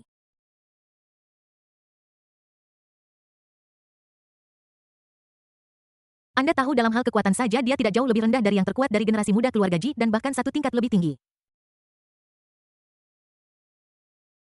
Tetapi ketika dia memikirkan identitas Jiao dan keluarga Ji yang besar di belakangnya, pikiran marah Ye Han menjadi jernih dan dia memutuskan untuk menahannya untuk saat ini. Sekarang bukan waktu yang tepat. Bahkan jika dia mengungkapkan identitas aslinya, aku khawatir bahwa di mata keluarga Ji, keluarga kerajaan, dia hanyalah seekor semut yang lebih besar. Hanya seorang kaisar sejati yang nyaris tidak bisa mendapatkan rasa hormat keluarga Ji. Dia tidak memenuhi syarat saat ini. Alasan terbesar keluarga Ji mentolerir saya adalah karena kepribadian saya yang tidak berguna dan perjanjian pernikahan yang dibuat oleh ibu saya dan orang tua Lier ketika kami masih muda. Jika saya mengungkapkan kekuatan sejati saya khawatir itu akan segera membangkitkan kewaspadaan keluarga Ji. Hanya setelah menjadi kaisar saya dapat mempertimbangkan untuk mengungkapkan identitas saya, memenangkan rasa hormat keluarga Ji, dan benar-benar menikahi Lier. Meskipun istri Ji Li tidak pernah baik padanya dan keduanya tidak pernah mengadakan pernikahan atau tidur bersama. Namun di hati Ye Han, dia menganggapnya sebagai cinta dalam hidupnya. Sejak pertama kali mereka bertemu, dia terpana oleh penampilan Ji Li yang seperti malaikat dan menjadi terobsesi padanya. Untungnya Lier baik-baik saja dan tidak dipenjara di sini. Jika tidak, dengan kepribadian misofobiknya, aku khawatir dia tidak akan tahan tempat ini. Kau tahu, dia bahkan sangat pilih-pilih tentang apa yang dia makan. Aku tidak tahu bagaimana keadaannya sekarang. Lier sangat murni dan menawan dengan temperamen luar biasa dan sikap menyendiri. Aku bertanya-tanya apakah dia akan diganggu oleh keluarga Chen. Kudengar Chen Beiyuan punya reputasi buruk. Dia tidak datang menemuiku selama 3 hari berturut-turut. Mungkinkah? Kurasa tidak. Lier dikenal karena sifatnya yang dingin dan menyendiri. Dia selalu baik padaku, suaminya, dan pria lain. Dia tidak akan pernah melakukan apapun yang mengecewakanku. Ye Han menundukkan kepalanya, matanya berkabut. Entah kenapa, dia selalu memiliki firasat buruk pada saat ini. Tanda pisah. Bab 485 tawar-menawar tidak mau keluar? Baiklah, kurung semua orang selama 3 hari lagi. Ye Han yang tenggelam dalam perenungan singkat dan memiliki firasat buruk langsung mengabaikan kutukan Jiao di sebelahnya. Pikiran saya dipenuhi oleh istri saya dan pria lain. Bajingan tetaplah bajingan. Jiao yang sedang mengutuk saat itu melihat bahwa Ye Han, si menantu laki-laki sialan ini, benar-benar berani mengabaikannya. Dia langsung sangat marah dan hendak mengutuk dengan lebih keras lagi. Bang! Sebuah sepatu bot terbang menghantam wajahnya dengan keras meninggalkan bekas sepatu yang dalam dan jelas yang langsung menyela kata-kata cabul berikutnya. Sialan! Jiao gemetar karena marah. Dia berjuang untuk menarik sepatu bot dari wajahnya dan hendak mulai mengutuk. Namun, yang menarik perhatiannya adalah sel penjara tidak jauh di seberangnya dan kepala ayahnya sendiri terangkat dari tumpukan jerami dan tatapannya yang dingin. Dalam sekejap, tuan muda keluarga Ji yang arogan dan mendominasi terdiam seperti bebek yang lehernya dijepit dan dengan cepat menundukkan kepalanya dan berpura-pura mati. Tanpa kebisingan Jiao, seluruh ruang bawah tanah kembali sunyi senyap dalam sekejap. Injak, injak, injak. Saat ini suara langkah kaki tiba-tiba muncul memecah kesunyian ruang bawah tanah. Ye Han yang tenggelam dalam pikirannya tiba-tiba bergidik saat dia mencium aroma valet yang familiar di udara. Itu adalah aroma tubuh istrinya, Ji Li. Namun untuk beberapa alasan dibandingkan dengan aroma tubuh valet ringan yang biasa, aroma ini jauh lebih kuat dan bercampur dengan beberapa bau aneh. Luel. Ye Han tiba-tiba mengangkat kepalanya dan melihat ke arah lorong di luar. Yang menarik perhatiannya adalah sosok menghantui berpakaian ungu. Sesaat ia merasakan campuran antara keterkejutan dan kegembiraan. 3 hari penuh. Lier akhirnya datang menemuinya. Saat ini aku merasa seperti seorang suami di penjara dan istrinya telah melalui begitu banyak kesulitan untuk mengunjunginya. Tiba-tiba matanya tertuju pada sosok tinggi tegap di samping istrinya yang berpakaian hitam dengan aura dingin di setiap gerakannya dan senyum iblis di wajahnya. Di sebelah sosok yang mendominasi ini, istrinya sekarang terlihat mungil dan lembut. Dia tidak tahu apakah itu ilusinya, tapi dia selalu merasa bahwa istrinya tampak semakin dekat dengannya, hampir menempel padanya. Chen Beiyuan. Bagaimana bisa dia berjalan dengan Lier? Bagaimana bisa keduanya begitu dekat? Ye Han merasa pikirannya kosong pada saat ini. Sepupu Beiyuan, akhirnya kamu di sini, aku benar-benar tidak tahan. Jiao yang dipenjara di sel sebelahnya juga memperhatikan Chen Beiyuan dan Ji Li mendekat dan segera melolong dengan gembira seperti husky yang baru saja melihat tuannya. Bang! Sepatu bot panjang lainnya datang dari sisi berlawanan dan langsung menyela suara lolongannya. Ji sang putra ketiga dari keluarga Ji di sel seberang menatap pendatang baru itu, mendengus dingin, dan berbalik di tumpukan jerami, mengarahkan pantatnya ke pendatang baru itu. Paman ketiga sepupu Jiao Ye Han dan sepupu Beiyuan telah setuju untuk membiarkanmu keluar. Ji Li menatap 3 orang yang dipenjara di sel di depannya, matanya yang dingin dan tajam dipenuhi sedikit rasa kasihan, tetapi suara yang keluar dari mulutnya sedikit serak. Saat ini Ji Sang dan putranya tidak memperhatikan sesuatu yang aneh. Ji Sang yang berbaring di tumpukan jerami terbatuk dan duduk diam-diam. Jiao di ruang bawah tanah air di sebelahnya bahkan lebih bersemangat dan sangat tersentuh hingga air mata hampir mengalir di wajahnya. Hanya Ye Han yang terkejut menatap kosong istrinya yang berdiri di samping pria lain di luar dan keceplosan. Lier, ada apa dengan suaramu? Mata Ji Li berubah dan ekspresinya sedikit bingung pada saat itu. Dia takut untuk melihat langsung ke arah Ye Han dan ada rasa bersalah yang tidak dapat dijelaskan di hatinya. Bagaimanapun, meskipun suami Ye Han sebenarnya tidak menikah dengannya, mereka masih dalam hubungan formal. Saat ini matanya tanpa sadar ingin melihat kakak Yuan di sampingnya. Mendengus. Cemoohan menghina datang dari samping, tiba-tiba menyela tatapannya dan memecah suasana sunyi. Dia menatap Ye Han dengan mata dinginnya dan auranya yang mendominasi dan tak terkendali membuat korban merasa sedikit sesak napas. Apa yang terjadi padanya? Apakah kamu tahu bahwa barusan untuk mengeluarkan kalian bertiga sampah liar berlutut dan memohon padaku sambil menangis dan berteriak selama 2 jam penuh air matanya hampir habis dan suaranya hampir serak.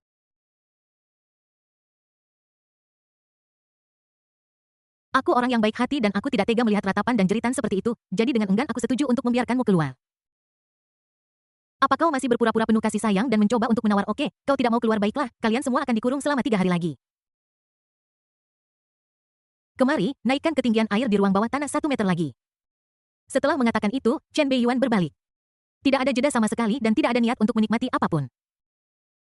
Ji Sang, Ji Hao, Ye Han. Operasi tidak konvensional ini segera membingungkan ketiga orang di sel itu. Bahkan peri surgawi berjubah ungu jili yang suaranya agak serak pun tercengang. Sepupu Yuan Beiyuan tunggu, Ye Han tidak bermaksud begitu. Dia bereaksi dengan cepat dan mengejarnya.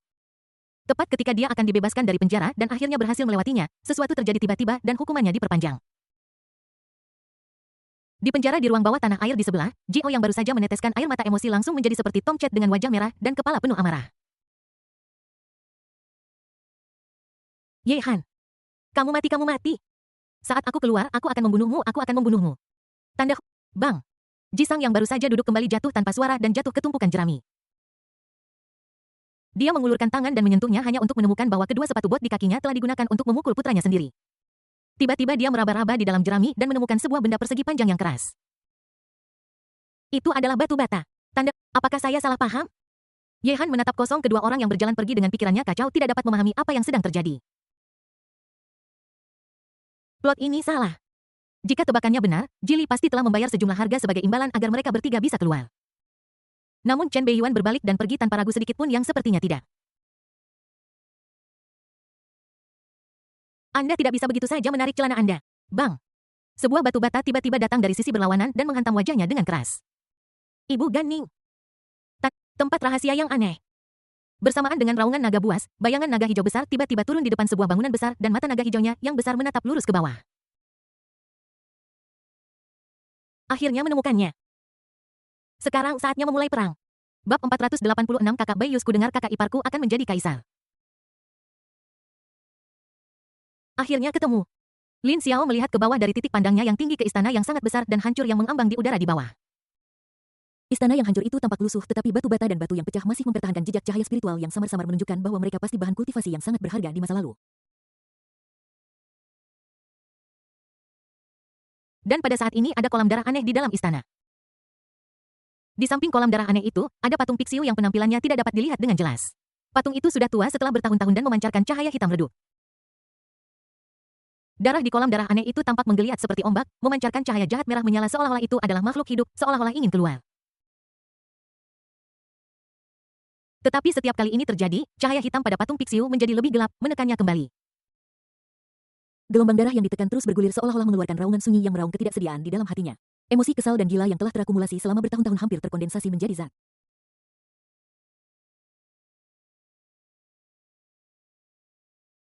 Jika bukan karena patung Pixiu, kebencian yang hampir mengembun menjadi zat akan cukup untuk menyeret semua makhluk hidup di sekitarnya ke dalam api penyucian. Pixiu, binatang keberuntungan kuno yang menangkal kejahatan, melindungi, dan membawa kedamaian, memiliki kemampuan alami untuk melawan semua kejahatan. Jadi iblis darah yang ditekan dan disegel yang disebutkan Kaisar Jiang ada di kolam darah itu. Setelah membuang banyak waktu, akhirnya aku menemukan tujuanku. Lin Xiao menatap mata naga besar itu lalu memutar tubuh naganya dan berubah kembali menjadi wujud manusia. Mata hijau jahat itu menatap kolam darah aneh di bawahnya dan dia diam-diam menghela napas lega dalam hatinya. Saat ini dia memiliki banyak luka di tubuhnya besar dan kecil, jelas bahwa dia telah mengalami banyak kesulitan dan pertempuran dalam perjalanan untuk menemukan tempat di mana iblis darah disegel. Tempat rahasia ini terlalu aneh dan menakutkan jika Anda tidak hati-hati. Binatang buas atau monster khusus dengan kemampuan aneh akan muncul, kebanyakan dari mereka sangat kuat dan memiliki kemampuan aneh. Bahkan setelah dia menjadi seorang kaisar dan kekuatannya meningkat pesat, dia hampir jatuh ke selokan beberapa kali. Untungnya dia telah berubah menjadi naga, vitalitasnya sangat mengerikan dan kekuatan tempurnya telah mengalami perubahan yang menggemparkan sehingga dia berhasil sampai di sini. Namun demikian, Lin Xiao mulai memiliki gagasan untuk mundur, mengetahui bahwa dia belum memenuhi syarat untuk menjelajahi alam rahasia sejati dari tempat aneh ini. Sial kau Jiang tua karena benar-benar memperdayaiku seperti ini. Jika aku belum menjadi seorang kaisar dan kekuatanku belum meningkat secara signifikan dengan tingkat kultivasiku sebelumnya, memasuki tempat ini akan menjadi pengalaman mendekati kematian. Peluangku untuk bertahan hidup akan kurang dari 10%. Aku, Lin Xiao, akan mengingat ini. Jika aku tidak harus bergantung pada kekuatan di balik anjing tua ini, aku benar-benar ingin membunuhnya. Namun, kita masih harus berhati-hati saat membukanya. Iblis darah yang disegel oleh leluhur keluarga Jiang dan dianggap oleh anjing tua Jiang itu sebagai salah satu andalannya pada Chen Beiyuan jelas tidak sesederhana yang dibayangkan. Wow.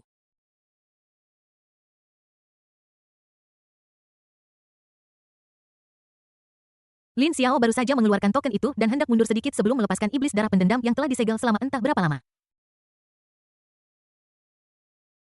Namun, tepat ketika dia mengeluarkan token itu diam-diam memancarkan lapisan cahaya hitam.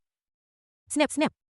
Patung Pixiu di dalam istana tiba-tiba bereaksi dengan hebat, retakan muncul dan cahaya hitam yang memancar darinya dengan cepat menghilang. Dalam sekejap, cahaya hitam yang telah menghalangi seluruh kolam darah aneh menghilang lebih dari separuh dan kolam darah yang baru saja tenang tiba-tiba mendidih. Gululu gululu. C. Saya tertipu. Ekspresi Lin Xiao tiba-tiba berubah drastis dan dia langsung menyadari bahwa Jiang Laogou sedang berkomplot melawannya lagi. Omong kosong macam apa yang mengharuskannya untuk secara aktif membuka blokirnya? Benda ini membuka blokirnya sendiri begitu dia mendekat. Lari. Lin Xiao berbalik dan berlari tanpa ragu-ragu, tanpa niat untuk berhenti. Setelah ditipu tanpa alasan, reaksi pertamanya adalah melarikan diri. Selebihnya siapa peduli? Boom. Kolam darah aneh di belakangnya tiba-tiba meledak dan darah tak berujung bergetar dan mengembun dengan cepat dan dalam sekejap itu mengembun menjadi wajah hantu berdarah besar yang melolong ke langit.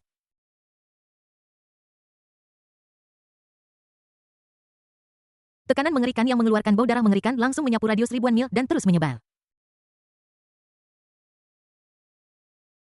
Intensitas tekanan ini telah mencapai batas terkuat. Lin Xiao yang sedang melarikan diri tiba-tiba merasakan tubuhnya menegang dan darah di tubuhnya mulai bergetar liar seolah-olah dia kehilangan kendali dan dia berdiri diam. Pada saat ini dia tampak seperti tikus putih kecil yang dipegang di telapak tangannya, kehilangan kemampuannya untuk melawan. Dalam sekejap jejak ketakutan ekstrim muncul di hatinya.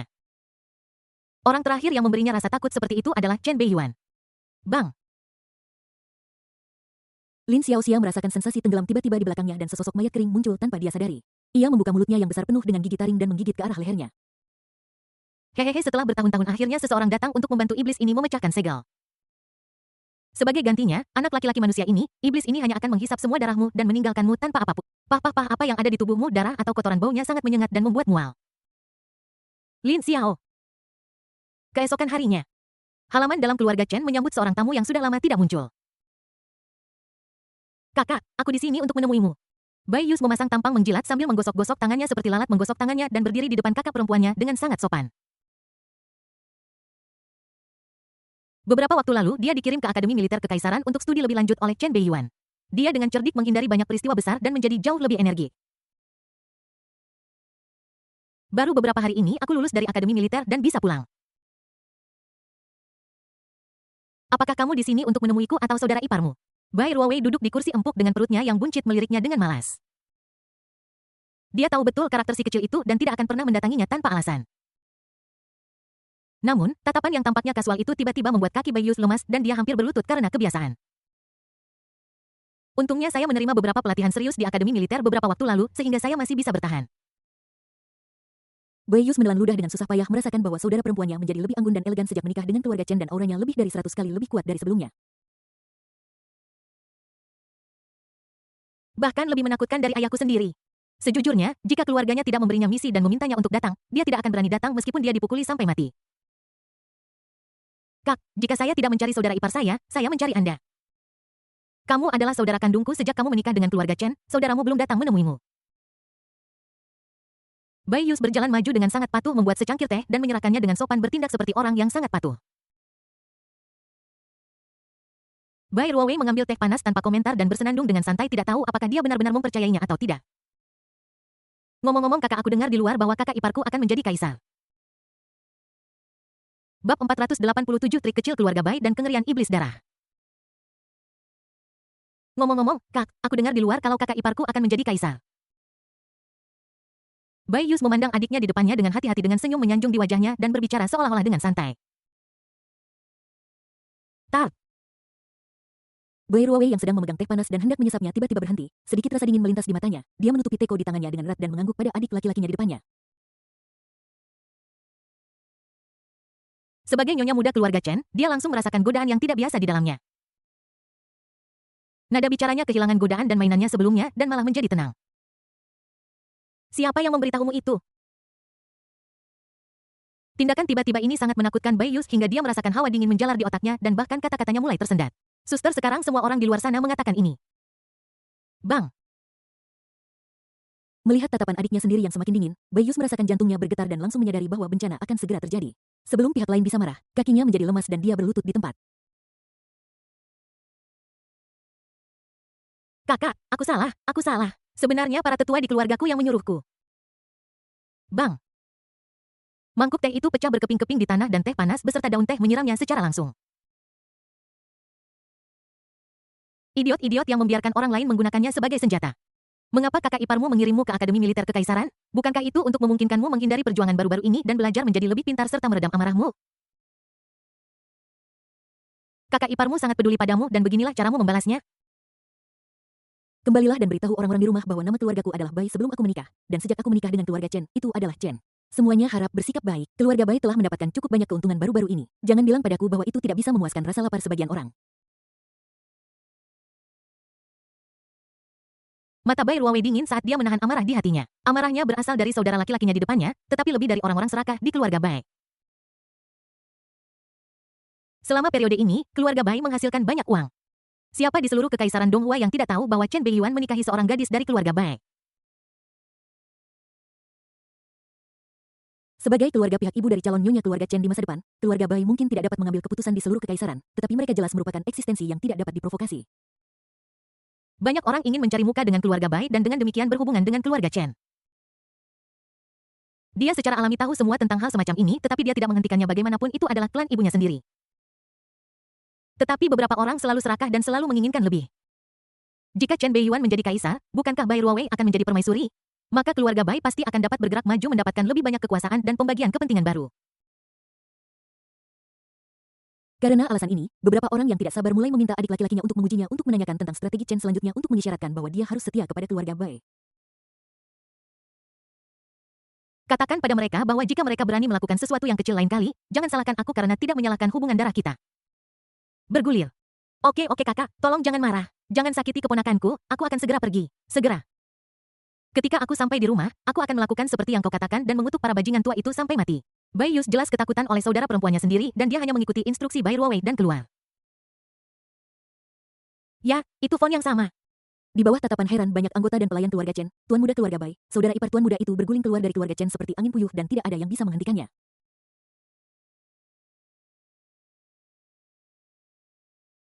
Kenapa kamu begitu marah? Jangan sampai kamu terluka. Ini tidak sepadan. Yus masih muda jadi wajar jika dia tidak memahami beberapa hal. Chen Beiyuan keluar dari kamar, menghampiri Bai Ruowei dari belakang, memeluknya, dan berkata dengan lembut, selain itu, apa yang dia katakan tidak salah. Sekarang ini orang-orang di luar diam-diam mendiskusikan bahwa aku, Chen Beiyuan, punya motif tersembunyi dan ingin menggantikanku. Wajar jika beberapa orang di keluarga Bai memiliki ide seperti itu.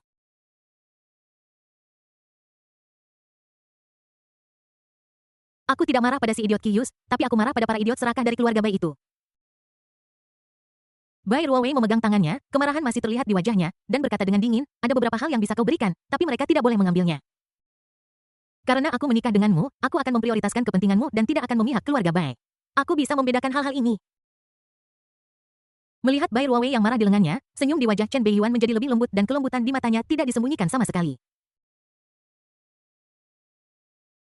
Ruowei masih masuk akal dan tahu apa yang penting. Dalam suasana hati yang baik, dia mengurungkan niatnya untuk memberikan peringatan kecil kepada beberapa orang di keluarga Bai. Oke, jangan marah sini biar suamimu menenangkanmu. Tanda pisah. Keluarga. Ketika sebuah keluarga besar dan makmur, hati orang-orang tidak bersatu. Selalu ada beberapa orang yang tidak mau menetap. Keluarga Chen bisa mengabaikannya, tetapi keluarga Bai saya masih membutuhkan penjelasan. Semua yang berkolusi di balik ini akan dibawa ke aula leluhur untuk dihukum sesuai dengan hukum klan, termasuk beberapa tetua dari generasi De. Setelah menegakkan hukum, saya pribadi akan pergi ke keluarga Chen. Bai Yinyun juga menerima berita dengan cepat dan mengetahui situasinya. Sambil merasa marah pada beberapa anggota suku yang serakah dan picik, dia juga menghela nafas. Fakta bahwa nama keluarga istri Chen Beiyuan adalah Bai sudah cukup untuk membuat seluruh keluarga Bai makmur selama ratusan tahun. Tetapi beberapa orang selalu gagal melihat jangka panjang. Istana Kekaisaran, Aula Wuji. Kaisar Jiang yang selalu duduk di atas singgasana naga berdiri pada saat ini, memandang dengan sungguh-sungguh pada lelaki tua berjubah merah darah di bawahnya yang memancarkan bau darah yang kuat dan hampir mengembun menjadi zat dengan aura yang menakutkan.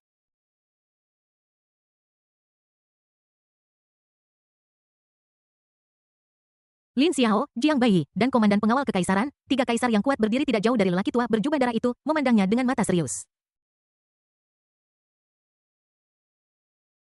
Di antara mereka, mata Lin Xiao sedikit berkedip dan dia tidak berani melihat langsung ke arahnya. Pria tua berjubah merah darah itu tampak seperti manusia tetapi hidungnya cekung seperti kelelawar, matanya berwarna hijau gelap dan kulitnya hampir pucat, orang bisa dengan jelas melihat pembuluh darah di tubuhnya.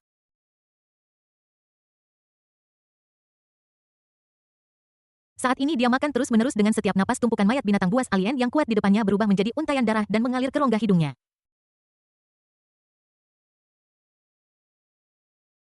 Dalam waktu kurang dari seperempat jam lebih dari 100 mayat binatang buas yang ganas sebanding dengan kaisar layu dan membusuk setelah menyerap darah dan esensi energi mereka. Tubuh keriput lelaki tua berjubah merah darah itu menjadi semakin penuh dan tekanan mengerikan yang sudah membebani tubuhnya terus meningkat mencapai tingkat yang hampir menakutkan.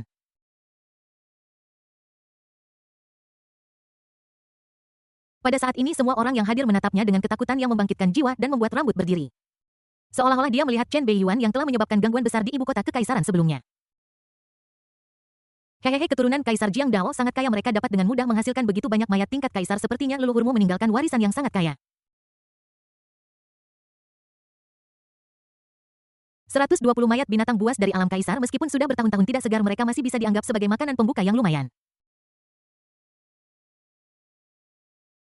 Bab 488 Lin Yunluo melahirkan seorang anak dan iblis darah menyerang.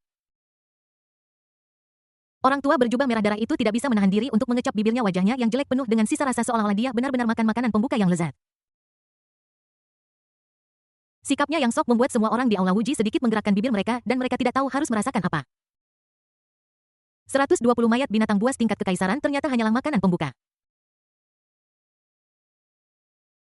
Jadi apa hidangan utama yang sebenarnya dari orang-orang terkuat di puncak setiap ras? Apakah kamu yakin kamu tidak menyombongkan diri? Kaisar Jiang yang berdiri tinggi di depan tahta naga memandang iblis darah yang tidak puas di bawah dan hatinya berdarah. 120 mayat binatang buas di alam kekaisaran hampir mengosongkan seluruh perbendaharaan kekaisaran. Warisan yang ditinggalkan oleh leluhur kita tidak dihancurkan dengan cara ini. Namun Jiang Huang yang mengetahui identitas sebenarnya dan kekuatan sebenarnya dari lelaki tua berjubah merah darah itu juga tahu bahwa pihak lain tidak menyombongkan diri dalam arti tertentu dan mayat tingkat kaisar biasa itu memang tidak dapat memuaskannya.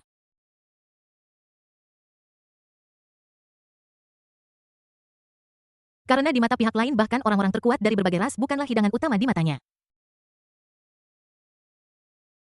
Di matanya, satu-satunya hal yang bisa disebut hidangan utama adalah bibit tingkat dewa yang memiliki kemungkinan untuk menembus menjadi dewa. Blood Demon, ras ilahi alien yang disegel oleh leluhur kita ribuan tahun lalu, telah berulang kali membantai anggota terkuat umat manusia. Pada saat itu, tidak kurang dari 2 lusin manusia terkuat mati di tangannya, termasuk beberapa bibit tingkat dewa. Itu adalah mimpi buruk bagi semua kerajaan manusia besar.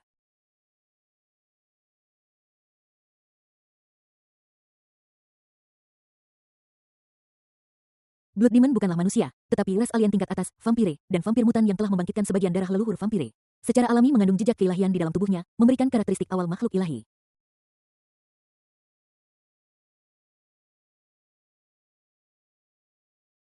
Ras vampir dikenal karena ketahanan mayat hidupnya, tetapi Blood Demon, alien ilahi, bahkan lebih menakutkan, praktis tidak bisa dibunuh. Setelah nenek moyang kita menangkapnya, mereka mencoba banyak metode untuk membunuhnya tetapi tidak berhasil. Akhirnya mereka memilih untuk menyegelnya di alam rahasia. Jika bukan karena batasan dari kesengsaraan 10.000 tahun, ia akan memiliki kondisi untuk menjadi dewa 1.000 tahun yang lalu, tetapi ia telah terperangkap oleh segel yang tidak dapat membuat kemajuan lebih lanjut. Jika bukan karena perundungan berlebihan keluarga Chen, Kaisar Jiang tidak akan dengan mudah melepaskan iblis darah di hadapannya. Bagaimanapun, itu adalah faktor yang tidak stabil dan memiliki dendam yang cukup besar terhadap leluhurnya. Sejujurnya, sebenarnya ada beberapa mayat kuat yang sebanding dengan yang terkuat di perbendaharaan kekaisaran, tetapi Kaisar Jiang mengirim orang untuk membawa mereka keluar untuk memberi makan iblis darah di depannya dan memulihkan kekuatan puncaknya. Ini bukan hanya tindakan pencegahan terhadap pihak lain. Selain itu, binatang buas hanya akan menunjukkan kekuatan mereka yang paling ganas dan kuat saat mereka lapar. Hehehe, sekarang setelah kita menghabiskan makanan pembuka, sepertinya kita membutuhkan makanan penutup. Tawa aneh dan serak terdengar di istana. Mata hijau gelap Blood Demon berputar dan bergerak bolak-balik di seluruh istana seolah-olah dia sedang memilih makanan penutup berikutnya. Dalam sekejap, ekspresi semua orang di istana berubah. Mereka jelas tidak menyangka bahwa pihak lain akan mulai menghancurkan panci tepat setelah menyelesaikan makan dan ingin berbalik melawan mereka secara langsung. Panglima pengawal kekaisaran memegang tombak panjang dan berdiri tepat di depan Kaisar Jiang. Tekanan kekaisaran di tubuhnya tiba-tiba meletus seperti binatang purba raksasa. Wajah Jiang Bai menunjukkan kewaspadaan. Tiba-tiba sebuah menara hitam kecil dengan ribuan binatang buas dari ras yang berbeda muncul di tangannya. Puncak menara itu memancarkan tekanan yang kuat. Melihat situasinya tidak berjalan dengan baik, Lin Xiao diam-diam melindungi Jiang Bai di depannya. Hehehe, menara kecilmu cukup menarik. Sepertinya aku mencium aroma teman lama.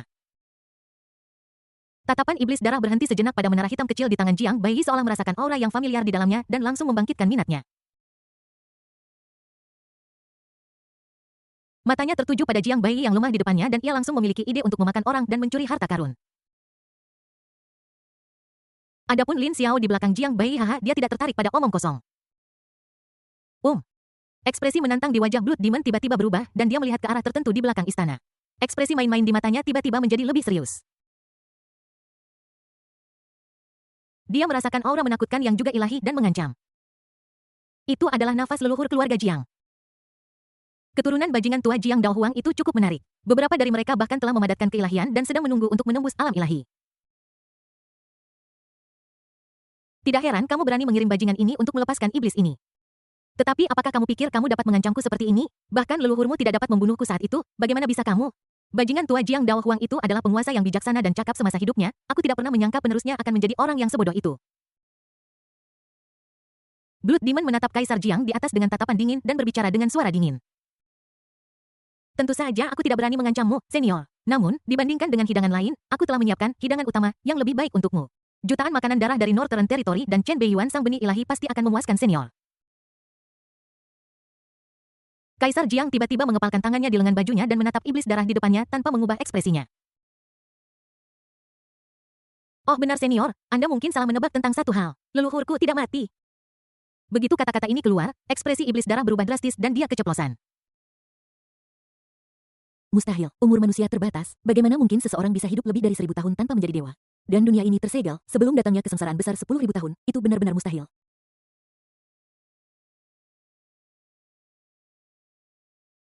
Tiba-tiba Kaisar Jiang menunjuk ke atas dengan senyum aneh di wajahnya.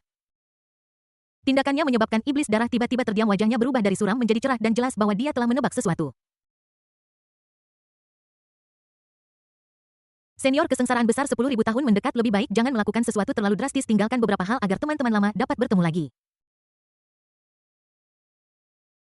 Bukankah leluhur kita tidak membunuhmu saat itu, sebaliknya mereka memberimu cara untuk bertahan hidup? Kaisar Jiang berbicara dengan suara tenang dan pelan. Ekspresi iblis darah tidak pasti dengan jelas menimbang pro dan kontra. Tepat ketika Jiang Huang yakin bahwa pihak lain akhirnya akan setuju untuk bekerja sama, sesuatu yang tidak terduga terjadi. Iblis darah tiba-tiba mengendus dengan hidungnya yang jelek dan cekung, dan wajahnya tiba-tiba memerah karena kegembiraan. Dia hampir dalam keadaan kegembiraan dan kegilaan, dia berbalik tiba-tiba dan melihat ke arah utara di luar istana. Napas keilahian. Dan ini adalah dua aura ilahi yang sedang dilahirkan. Desir. Sosoknya tiba-tiba berlumuran darah dan menghilang tanpa jejak, bahkan tanpa membawa Jiang Huang di mulutnya. Persetan, aku akan makan keilahian. Jiang Huang yang awalnya penuh percaya diri tiba-tiba membeku di tempatnya. Keluarga Lin. Oh tidak, air ketuban nyonya pecah dan dia akan melahirkan. Di mana bidan keluarga yang bertugas melahirkan bayi? Cepat datang. Cepat kirim seseorang untuk memberitahu keluarga Chen. Tanda hubung.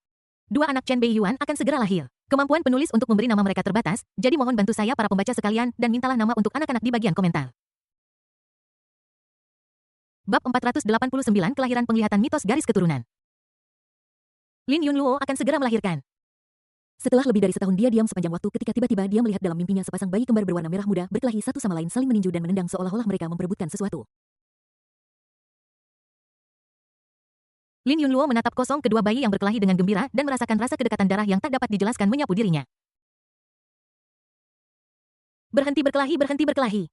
Lin Yunluo ingin mendekat untuk menghentikan mereka, tetapi lapisan kabut putih menghalangi jalannya sehingga tidak mungkin baginya untuk mendekat. Dia hanya bisa berteriak dengan keras. Si kembar yang sedang bertarung sengit di kejauhan tiba-tiba berhenti dan melihat ke arahnya secara bersamaan seolah-olah mereka telah mendengar panggilannya. Adegan tiba-tiba ini langsung membuat Lin Yunluo bahagia. Namun saat berikutnya dia tercengang.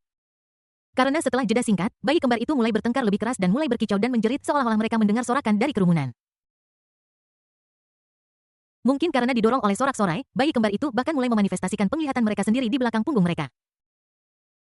Di belakang bayi perempuan itu ada aura iblis gelap dan menakutkan yang sepertinya mengandung keberadaan tabu mengerikan yang membuat orang merasa seram. Di belakang bayi laki-laki itu ada gumpalan energi iblis gelap dari waktu ke waktu tubuh beberapa iblis mengerikan akan muncul dalam energi yang mengeluarkan suara gemuruh rendah. Pertempuran antara kedua belah pihak menjadi sengit dalam sekejap. Setelah penglihatan itu muncul, bayi perempuan yang sedikit lebih besar jelas memiliki keunggulan. Seolah-olah dia memiliki kekuatan supernatural, dia meraih kaki saudara laki-lakinya yang bau dan menghantamkannya ke kiri dan ke kanan, berputar-putar dan menghantamkannya. Bang bang bang bang. Lin Yunluo terpana oleh adegan ini. Bukan itu maksud. Berhenti memukuliku. Namun, melihat bahwa dia tidak bisa menghentikan mereka, dia bahkan samar-samar bisa mendengar ocehan bayi keluar dari mulut mereka. Ya. Lin Yunluo yang memiliki darah iblis kuno dan telah membangkitkan semangat Juang Lingfeng mahir dalam berbagai bahasa. Dia bahkan tahu sedikit tentang bahasa bayi, bahasa yang sangat khusus. Saat ini, dia samar-samar mendengar bahwa kedua bayi yang bertarung itu tampaknya berdebat tentang siapa yang akan keluar lebih dulu. Lin Yunluo tertegun dan kemudian dia menyadari sesuatu dalam sekejap. Rusak. Kedua leluhur ini datang untuknya. Dia sedang tidur ketika dia tiba-tiba merasakan sakit tajam di perutnya dan langsung terbangun karena rasa sakit itu. Dia akan melahirkan. Kepala keluarga melahirkan. Perilaku Lin Yunluo yang tiba-tiba dan tak terduga langsung membuat seluruh keluarga Lin menjadi kacau. Jelas bahwa keluarga Lin menyadari keseriusan masalah ini saat ini. Seluruh keluarga Lin langsung memasuki kondisi siaga tertinggi. Lin Yunluo juga dengan cepat didorong ke ruang bersalin yang telah dibangun oleh beberapa pelayan yang dikirim dari keluarga Chen untuk merawatnya. Orang yang dikirim untuk melaporkan berita kepada keluarga Chen telah berangkat secepat mungkin. Di luar ruang bersalin, sosok lelaki tua dari keluarga Lin dan semua orang kuat dari keluarga Lin muncul seketika dan berdiri berjaga di luar dengan tenang.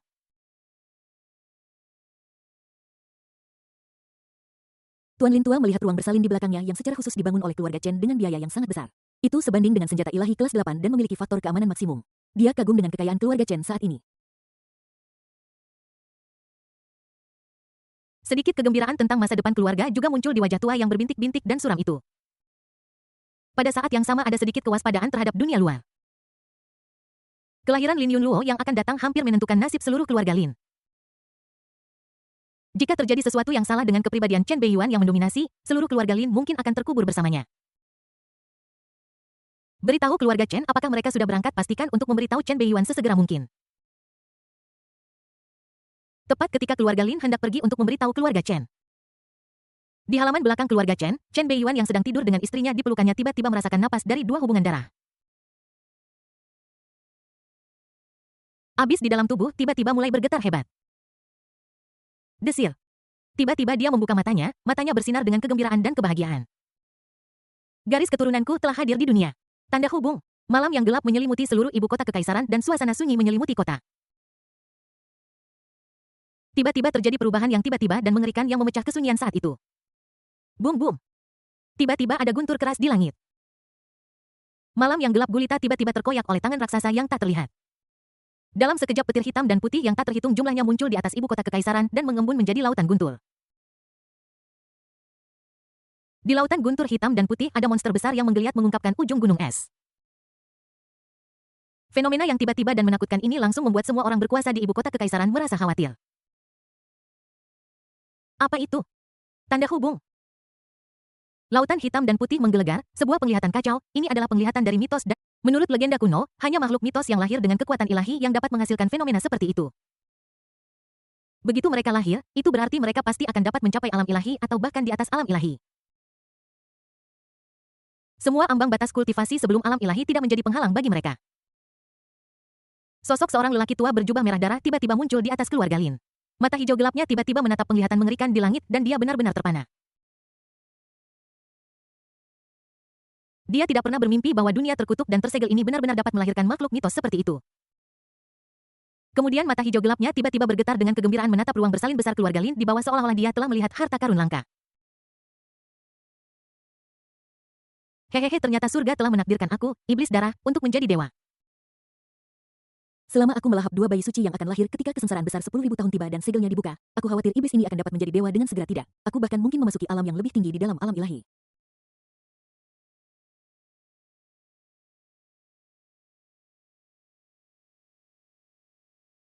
Keluarga Lin. Ini adalah fenomena kuno. Tuan Besar Lin tua menatap kosong ke langit, terpana oleh pemandangan yang tiba-tiba itu. Dilahirkan dengan fenomena kuno seperti itu, bukankah anak kembar di ruang bersalin ditakdirkan untuk melambung ke langit di masa depan? Dan bayi laki-laki di antara anak kembar itu ditakdirkan untuk memiliki nama keluarga Lin.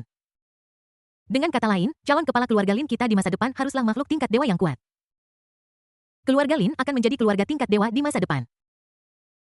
Pada saat ini dia merasa seolah-olah kepalanya dipukul keras oleh kejutan besar.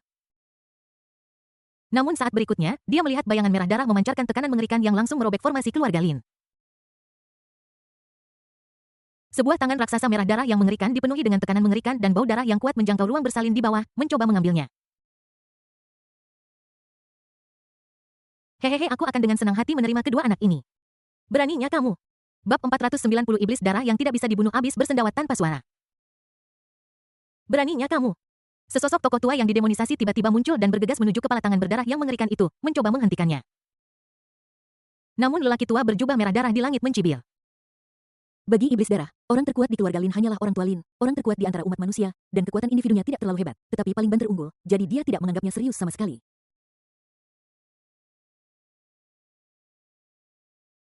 Ribuan tahun lalu, ia memburu semut yang tak terhitung jumlahnya yang lebih kuat seperti yang satu ini dan menghisap habis esensi darah mereka. Seekor semut manusia belaka berani menghentikan iblis ini. Bang!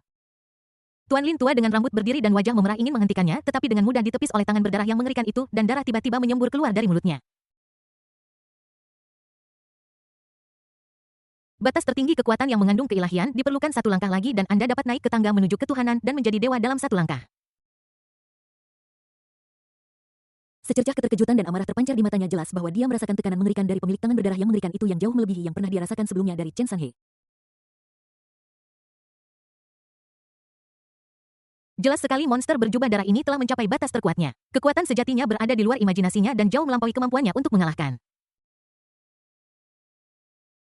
Bahkan Chen Sanhe sebelumnya mungkin bukan tandingan monster ini. Mungkin hanya ada dua orang di seluruh kekaisaran Donghua yang dapat menghadapi monster berjubah darah ini sendirian. Namun, kedua orang itu tidak berada di keluarga Lin. Secercah kekejaman melintas di mata Tuan Tua Lin menyadari bahwa jika dia tidak membuat keputusan, sesuatu yang buruk akan terjadi. Ceraikan itu. Dia merobek lengan kirinya tanpa ragu-ragu. Tanda, Di dalam ruang bersalin, suara kesakitan Lin Yunluo masih bisa didengar samar-samar oleh banyak orang. Jelas sekali proses persalinan itu sendiri tidak berjalan lancar. Pertarungan antara si kembar di dalam perut jelas belum berakhir dan mereka belum memutuskan siapa yang akan maju duluan. Tetapi masalahnya adalah bahaya sudah tiba. Bidan tua yang bertanggung jawab atas persalinan itu hampir menjadi gila saat ini. Dua leluhur kecil, tolong cepat keluar dan berhenti membuat masalah. Hehehe, keluarga 1000 tahun terkutuk ini tidak lebih dari ini. Tepat ketika iblis darah penuh percaya diri dan berpikir dia bisa merebut ruang bersalin sendirian, dia tiba-tiba mendengar raungan marah. Boom! Bumi terkoyak dan darah berceceran. Sebagian besar keluarga Lin runtuh dalam sekejap dan beberapa keluarga bangsawan di dekatnya juga terkena dampaknya. Dalam sekejap, seluruh ibu kota kekaisaran berguncang hebat menyebabkan banyak orang panik. Cahaya merah darah jahat muncul dari celah-celah di bumi hampir menutupi langit dan bumi bahkan penglihatan kuno di langit terpengaruh ditutupi dengan lapisan cahaya darah seolah-olah akhir dunia telah tiba.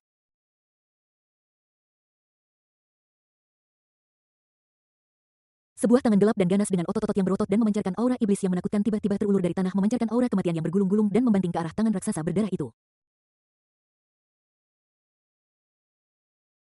Bang! Tangan raksasa berdarah itu tercabik dengan mudah tetapi tangan raksasa iblis yang terentang dari bumi dan memancarkan aura kematian yang bergulir tidak menunjukkan tanda-tanda akan berhenti dan menghantam lelaki tua berjubah darah di langit.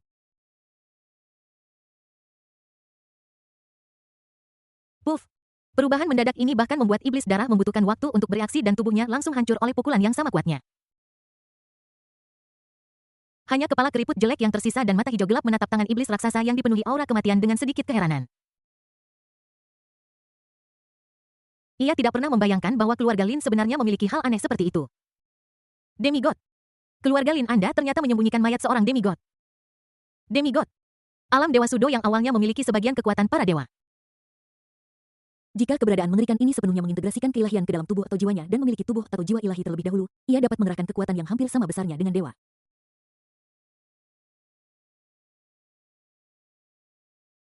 Bahkan dapat dengan mudah menghancurkan dunia kecil. Seorang demigod juga dianggap sebagai orang yang kuat di luar domain. Bahkan kekuatan tingkat dewa pun akan memberikan rasa hormat dan kesopanan. Mengapa ia menderita kekalahan telak di tangan Jiang Daohuang, leluhur keluarga Jiang? Ini karena Jiang Daohuang yang mendirikan kekaisaran Donghua adalah seorang demigod. Keluarga Lin Donghua memegang kartu truf utama yaitu mayat kaisar iblis surgawi iblis tingkat demigod berkat pengorbanan darah dari generasi leluhur keluarga Lin. Ia tetap hidup sebagian, mampu dipanggil pada saat-saat kritis untuk menyeret semua orang bersamanya ke kuburannya.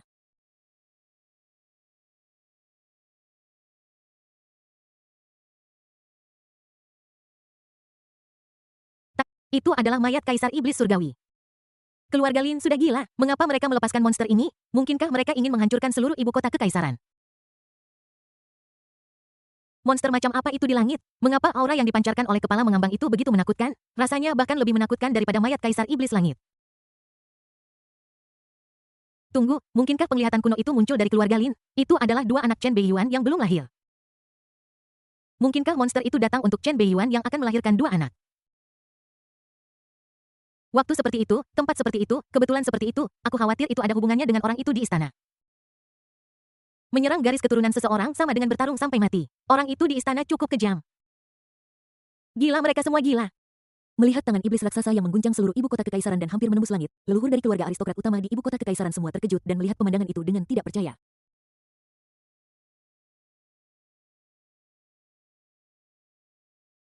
Tanda hehehe, seberapa banyak kekuatan yang bisa dikeluarkan oleh mayat dewa setengah saja. Kaisar Jiang Dao adalah dewa setengah yang hidup saat itu, namun dia tidak bisa membunuh iblis ini sekarang dia hanyalah mayat, jadi aku tidak perlu takut. Setelah beberapa saat terkejut, wajah iblis darah dengan cepat mendapatkan kembali ekspresi menantangnya. Tubuh yang hancur berkumpul lebih cepat dan kabut darah yang memenuhi udara tampak hidup dan dengan cepat menyatu. Dalam sekejap ia mendapatkan kembali tubuhnya dan auranya sama sekali tidak rusak. Kemampuan pemulihannya yang mengerikan terungkap dengan jelas pada saat ini. Itu tidak mungkin. Awalnya berharap mayat kaisar iblis dapat membunuh musuh. Tuan Tua Lin yang mencengkeram lengannya yang putus merasakan pupilnya mengecil saat dia langsung merasakan ketidakberdayaan yang luar biasa.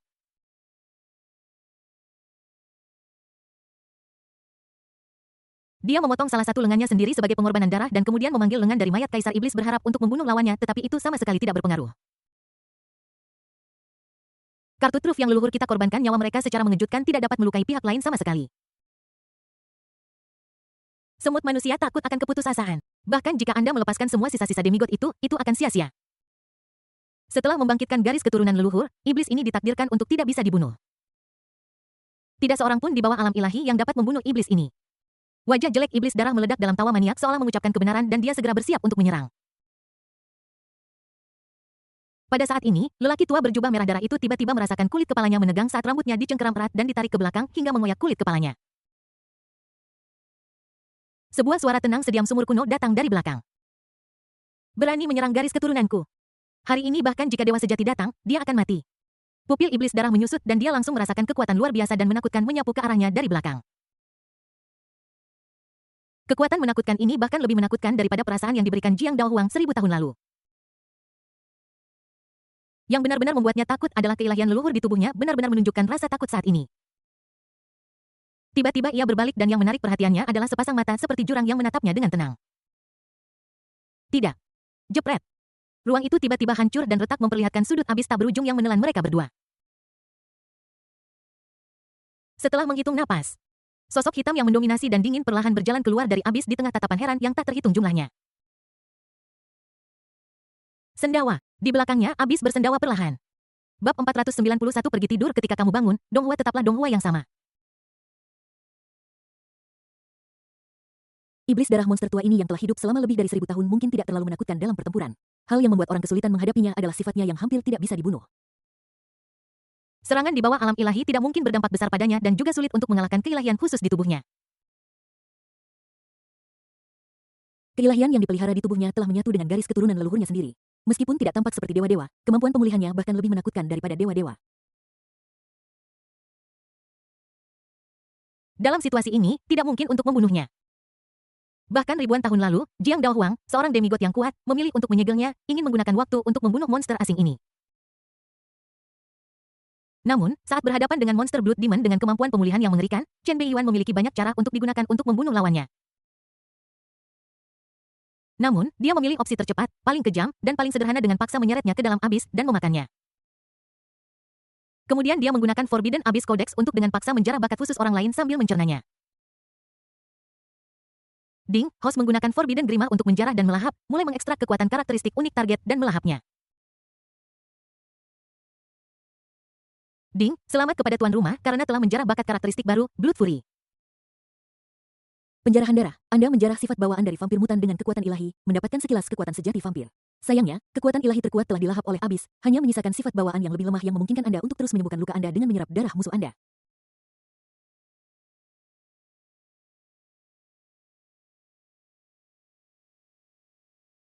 Tepat ketika kitab terlarang abis mengintegrasikan bakat khusus baru yang telah dijarah ke dalam tubuh Chen Beiyuan. Jurang yang baru saja melahap iblis darah juga mulai mengembalikan energi murninya. Sebuah kekuatan jauh di luar imajinasi bercampur dengan kekuatan suci yang dimurnikan langsung mengalir ke tubuhnya dengan gila-gilaan meningkatkan kultivasinya. Kitab terlarang abis tome sihir terlarang ini menerima semua pendatang seperti ikan paus raksasa yang menelan lautan menelan segalanya.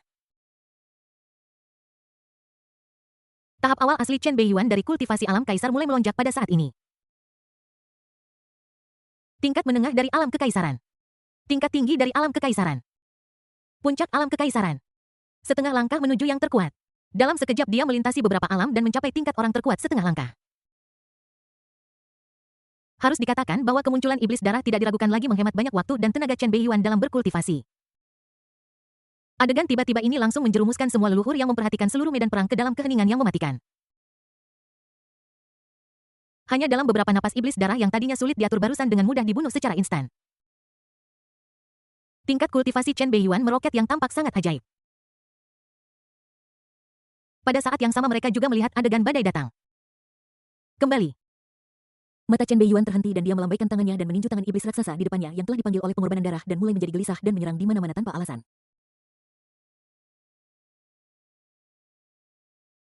Boom! Pukulan yang seolah-olah menekan langit dan bumi menghantam seperti matahari gelap yang meledak menghancurkan langit dan bumi. Dalam sekejap, lengan iblis dari mayat setengah dewa kaisar iblis dari surga tiba-tiba mengeluarkan suara patah tulang dan kemudian meledak langsung ke tanah dan dengan mudah ditekan. Bunuh iblis darah terlebih dahulu kemudian segel iblis langit. Pada saat ini Chen Beiyuan yang tingkat kultivasinya telah meningkat mulai menunjukkan kekuatan mengerikannya yang tak terduga dan hampir tak berdasar. Swish! Setelah dengan mudah menekan kaisar iblis surgawi dan menyelesaikan bahaya tersembunyi, Chen Beiyuan mengabaikan ekspresi rumit kakek Lin. Sosoknya berkelebat dan dia tiba-tiba muncul di ruang bersalin.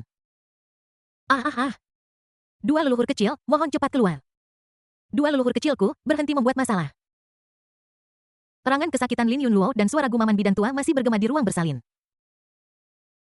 Melihat Lin Yunluo yang masih belum berhasil melahirkan dengan perut besar dan berteriak kesakitan, mata Chen Beiyuan tiba-tiba berkedip dengan sedikit rasa sakit hati. Matanya tiba-tiba beralih ke perut besar seolah-olah dia bisa melihat melalui perut kedua bajingan kecil yang berkelahi di dalam dan wajahnya menjadi serius dan dingin.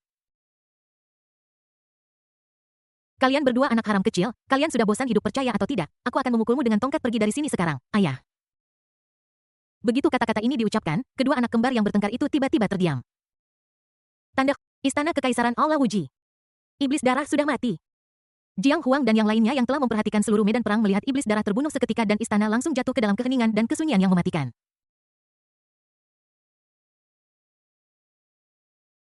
Iblis darah muncul, dia terbunuh seketika.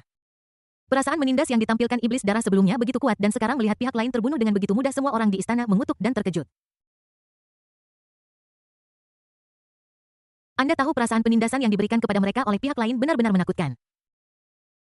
Akibatnya dari awal hingga akhir, Blood Demon bahkan tidak memiliki kemampuan untuk bertahan selama beberapa napas di tangan Chen Beiyuan. Ini agak lucu, kupikir itu salah satu kartu truf yang disiapkan secara diam-diam tetapi aku tidak menyangka akan terkoyak dalam sekejap mata. Dalam situasi ini bahkan jika Kaisar Jiang ingin mendukungnya, itu tidak akan ada gunanya. Ini bukan kejahatan perang. Kekuatan Chen Beiyuan sebanding dengan kekuatan leluhur kita. Bukankah seharusnya dia satu tingkat lebih tinggi dari leluhur kita? Blood Demon dibunuh dengan sangat mudah. Jiang Baiyi menatap kosong cermin misterius keemasan di depannya yang memantulkan seluruh medan perang ibu kota kekaisaran dan dia mulai meragukan hidupnya. Dan di ruang di atas menara hitam pekat di tangannya jauh di lembah, seekor binatang buas yang mengerikan dengan rambut merah dan tubuh besar perlahan membuka matanya. Lin Xiao yang sebelumnya berpikir dia bisa mengejar Chen Beiyuan merasa seolah-olah dia telah diserang oleh serangan pengurangan dimensi. Dia menatap kosong pemandangan itu dengan benar-benar tercengang. Hanya Kaisar Jiang yang berdiri tinggi di atas yang kehilangan kendali atas emosinya dengan ekspresi ganas di wajahnya. Idiot sialan, kau telah merusak semua rencana masa depanku.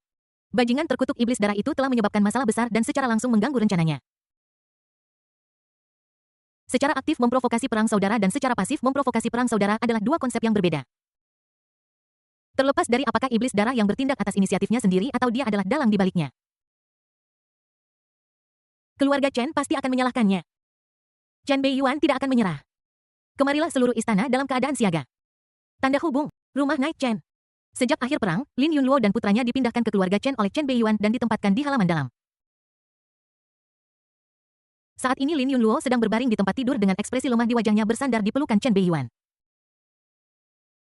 Matanya tertuju pada dua bayi gemuk berwarna merah muda yang terbungkus di sampingnya, matanya penuh kelembutan.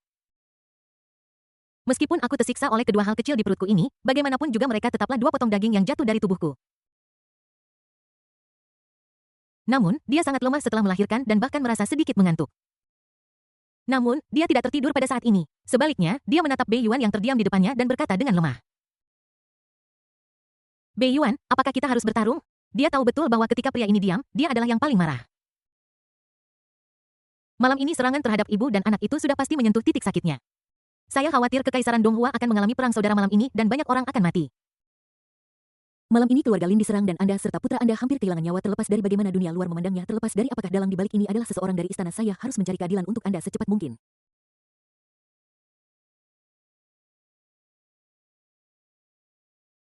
Jika tidak, di masa depan tidak ada yang berani menyerang orang-orang terdekatku. Pertempuran ini harus diperjuangkan. Chen Beiyuan menatapnya dengan tatapan dalam, menundukkan kepalanya dan meletakkannya di dahinya, menghiburnya dengan lembut. Serahkan urusan malam ini kepada suamiku. Tidurlah, saat kamu bangun, Donghua akan tetap menjadi Donghua yang sama. Tanda hubung. Bab 492. Tiba-tiba ada orang gila mengasah pisaunya di malam hari, bintang kaisar bergoyang dan Mars tinggi di langit. Malam ini ditakdirkan menjadi malam yang penuh gejolak. Kurang dari 10 menit setelah serangan keluarga Lin, berita tentang serangan itu menyebar ke seluruh ibu kota kekaisaran, bahkan muncul di pos pemeriksaan utama dan kota-kota di seluruh kekaisaran. Dalam sekejap, kekacauan hebat pecah di seluruh kekaisaran. Itu hanya karena orang-orang yang hampir mendapat masalah kali ini adalah Lin Yunluo dan kedua anak di perutnya. Lin Yunluo adalah kekasih lama Chen Beiyuan dan sekarang dia juga kepala keluarga Lin. Dan kedua anak dalam kandungannya adalah darah Chen Beiyuan. Seseorang yang ditakdirkan untuk memiliki nama keluarga Lin di masa depan dan menjadi kepala keluarga Lin berikutnya. Salah satunya adalah putri sulung keluarga Chen di masa depan, putri paling mulia dari seluruh kekaisaran. Jika sesuatu benar-benar terjadi pada mereka bertiga ibu dan anak, sesuatu yang tak tertahankan akan terjadi dalam sekejap. Bagaimana bisa pria di belakang mereka bertiga ibu dan anak membiarkan ini terjadi? Bagi keluarga bangsawan itu memusnahkan keturunan mereka adalah situasi yang akan menyebabkan perjuangan hidup atau mati. Apakah Kaisar Jiang sudah gila? Memutuskan garis keturunan seseorang berarti pertarungan sampai mati. Ini adalah garis pertahanan terakhir bagi keluarga bangsawan. Keterlibatan apapun dalam garis ini pasti akan menyebabkan serangan balik yang paling gila. Pria di istana benar-benar berpikir dia adalah kaisar tertinggi. Dia membunuh siapapun yang dia inginkan, melanggar aturan yang diturunkan dari zaman dahulu. Jika dia membunuh seseorang yang lemah, itu tidak masalah. Tetapi jika dia membunuh seseorang yang kuat, kaisar akan menderita reaksi keras. Selain itu, keluarga Chen tidak pernah menjadi orang yang menelan amarah mereka. Untuk garis keturunan bangsawan, garis keturunan langsung jarang dan sangat penting. Hari ini Anda membunuh keturunan saya, besok saya membunuh keturunan Anda, generasi demi generasi, dan seluruh keluarga akan hancur total. Selain itu, anak dalam kandungan Lin Yunluo memiliki makna strategis politik yang penting. Ini adalah simbol rekonsiliasi selama berabad-abad antara keluarga Chen dan Lin.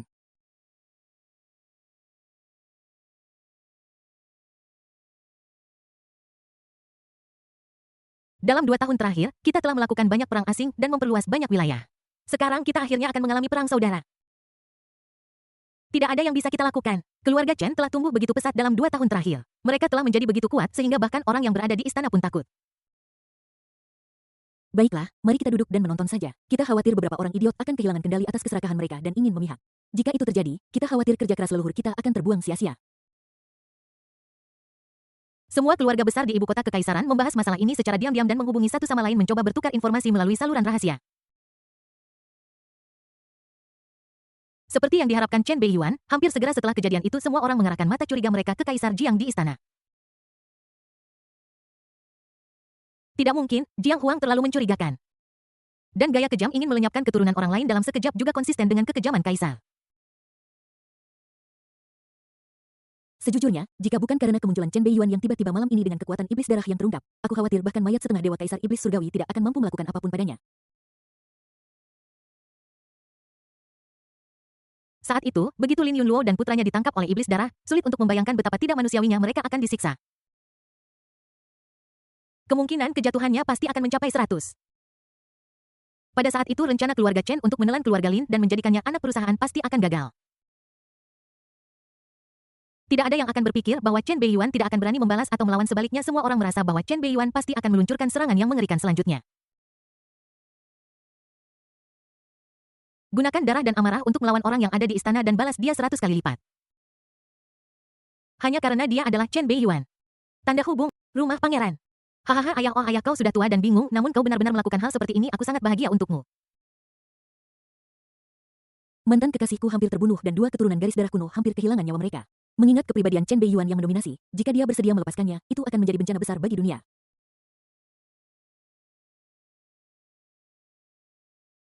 Kamu benar-benar tidak menganggapnya serius, hahaha kamu tidak tahu kadang-kadang aku sangat takut padanya.